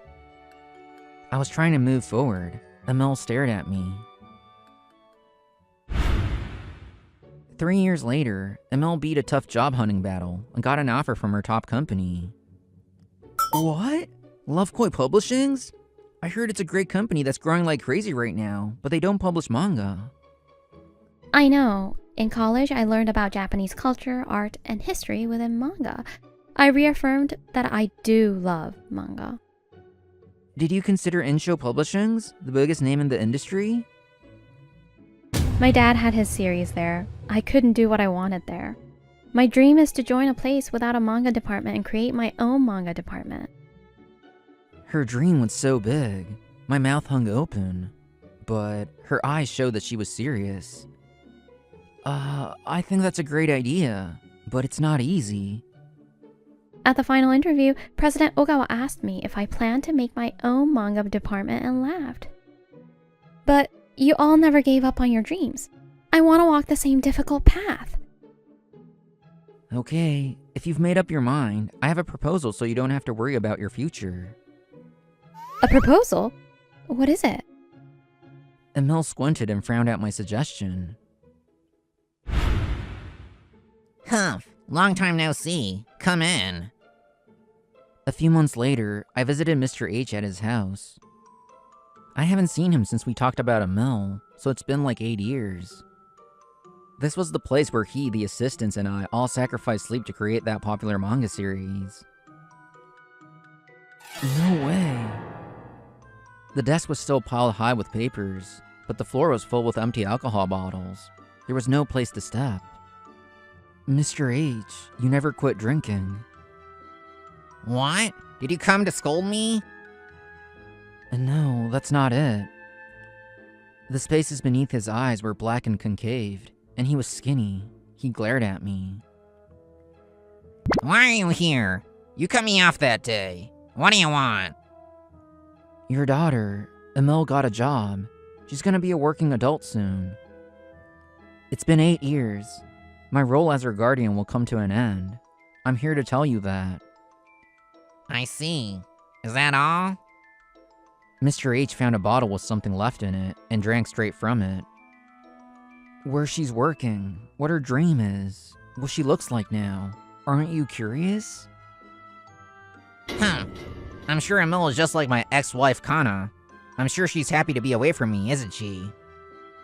Kinda left when Emil was little. What does emotional manipulation even mean? When the series was going, maybe you were too busy, but I heard you didn't drink. The 2 years that I worked here, I never seen you drink. I try to turn things around. I said I'd make sure Emil grew up well on my own. But once the series ended, I couldn't. Emil tried to stop me from drinking, and all I could see was Kana. It made me mad. Daddy, stop drinking. Stop drinking and write manga. Shut up! I can do what I want. Emil was only in middle school when she desperately tried to stop her dad from drinking. Consumed by alcoholism, he had told me how he shoved his daughter without a hint of regret. I had to let him go as my mentor. I couldn't respect him anymore. You turned to alcohol and hit your daughter. That's your own weakness. I don't pity you. I'm not looking for that. How about you? 8 years since then, you haven't even debuted. Are you gonna blame it on taking care of a mill? I thought he might say that. I was rushing to debut because I knew he'd say that. I clenched my fists. I felt disappointed, helpless, and angry. I couldn't help but sound upset. Of course not. She's rooting for my and the other assistants' dreams. I can't debut because of my own issues. I bet. Debuting is not that easy. You and the others are just assistants in the end. You're on nothing compared to me. You're gonna insult your assistants while being a manga artist? You couldn't have done it alone. Don't act high and mighty as an assistant. You should be grateful I let you participate. I didn't want to believe that these words were coming from someone who had a 10-year-long series. I was thoroughly disappointed. He went on. I see right through you. Back then, you said, I don't need child support. I'll protect the mill. But taking care of someone costs more than you thought, doesn't it? Even with public school, lesson fees, materials, field trips, cram schools, it's a lot. On top of that, you have food and utilities. Because of that, you worked more and had less time to draw, so you haven't debuted yet. It's all this guy's fault. I won't rest until I get all the money from him. Is that how it is? He was spiraling all on his own. I couldn't stay silent. You can't even keep your promise to your wife and daughter that you would stop drinking. We're not the same. You're right. I underestimated some of it. It was more expensive than I thought. But, as promised, I don't need your money. But, Emil is going to college with a scholarship that needs to be paid back. She basically has a debt of around 4 million yen. Shouldn't you provide this amount at least as a parent? I get it. You have a point. But I'm sure you get it after seeing this. I was receiving big royalties, but in these 8 years without a job, it's all gone. How do you expect me to pay? He was angry. If he had this much to buy alcohol, he could have paid for tuition. I looked at the empty bottles around the room and saw something on the desk. I reached out for it instinctively. Always gets back up, roly-poly toy man. I've read this over and over. I won't lose as long as I don't fall down. That's why I get back up. I love this catchphrase. Huh. It was a fan letter written to Mr. H. What the hell? Stop reading that! All the papers seemed worn. He must have read them over and over, but I could tell by the dust that they haven't been read in a while. Where did the manga writer that would get all these lovely fan letters from kids go? Back then, you said that the hero in this story was a slightly braver version of you. But you're already down on the count, without even saving your daughter? The bottle in his hand fell, and the sound of the crash echoed throughout the dark room. When the ringing stopped, I could hear Mr. H crying. Meanwhile, there was tension in the air at a restaurant near the station. Why did you want to meet me now? I saw the news. That man might have been violent to you, that's why. This was Kana, the mother that had left a mill before she knew what was going on. A few months after the news, she had visited the Hitotsubashi household. Hey, it's been 18 years. You're not telling me now that you want to come back, are you? I have nothing to say to you. Where's Emily? Let me see her. Haha, you're trying to act like a mother now? Don't make me laugh. She's not here anymore. If you really want to find her, ask a PI or something. Haha. Her ex-husband threw down the bottle he was holding. She flinched and ran away. When they were still married, Kana had become depressed by Mr. H's drinking and manipulation. She couldn't think properly and left her daughter, but she regretted it deeply. She didn't want to see her ex ever again, so could never work herself up to go get her daughter. That day, she saw the news and couldn't sit still. She had hired a PI to find her daughter. Coincidentally, Ayano Hanaoka was working part-time there. Mitoshiro, guess what? What? That's why she had contacted me, Emil's guardian at the time. But I had already been asked by Mr. H to be a guardian. I've been talking to Kana regularly and let her know about the job this time too. I'm sorry to be so selfish, but can you let me meet Emily? I don't think she remembers my face, and I don't think she'll forgive me, but I want to apologize to her. I had brought this up to Emil. She frowned for a second, but agreed, so here we were. You were worried about me? I know I don't have the right to worry, but I learned that he hurt you too, and couldn't do nothing. I'm selfish. I should have known this would happen if I thought about it a little. Actually, when you were in middle school, I came to see you once. You looked like you were having fun. I have no place here. That's what I thought. Kana had come just to get a glance at her daughter. You're awesome, Emil-sensei. I want you to give me advice on my manga in the future too. Of course. Emily, I'm glad. She looks so happy. I'm so glad. At the time, us assistants were staying at the Hitotsubashi house, and her mother had seen us laughing together, so she left. Money might not mean anything, but I want you to take this. I couldn't do anything for you as a mother. She put down a single pocketbook. Once she healed her emotional wounds, she started saving up money in her daughter's name. There was 1.1 million yen. She was right below an amount that would get taxed. I can't accept this. If you're going to give this to someone, you should give it to Mr. M, who raised me. Well, he didn't accept the money, so I want you to... Mom, I read all the manga in your room. I learned how to read and write from the manga you left me. Reading the manga you had was how young me spent time with you. Emily! It wasn't all fun times, but that was her first step into the world of manga. I was so lonely that I cried reading them sometimes, but I came to love manga. It's all thanks to your manga and Mr. M, who raised me like his own, and the assistants. I grew to love manga, but I almost came to hate it because of Dad. Mr. M saved me from that. That's why I'm going to live my life repaying him. Thank you for not forgetting about me. Have a good life, Mom. Kana was prepared not to be forgiven, but she couldn't help but cry. Later, Mr. H sold his home and moved to a cheap apartment. He paid off Emil's scholarship with that money. Emil, I'm sorry. I had Mr. M. If you're going to repent, do it for Mom. You hurt her. Mr. H finally accepted his mistakes after being told by his daughter.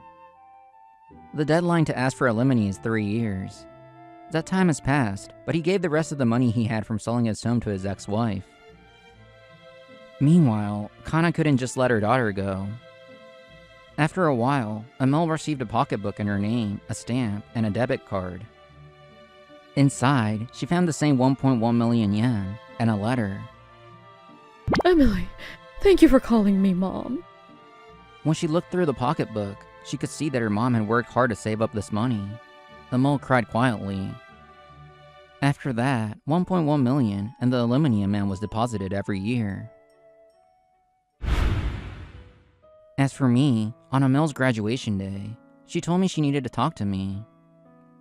Mr. M. No, Sota. Thank you for saving me that day and continuing to protect me. So, from now on, can you please look at me as a woman? What? Ugh, I knew you never noticed. I had no idea the gloomy face she would make sometimes was due to love. I clearly recognized how she felt this day. 3 years after that graduation... It's finally publishing day for the manga magazine Weekly Love Koi. Miss H, you worked hard. It's all thanks to you that Love Koi Publishings has its first manga magazine. Thank you. We have so many creators here. I'll make it successful for sure. She confidently showed President Ogawa the list of manga creators in the magazine. Listed there were Sota Mitoshiro, Ayano Hanaoka, and Leo Sakuma.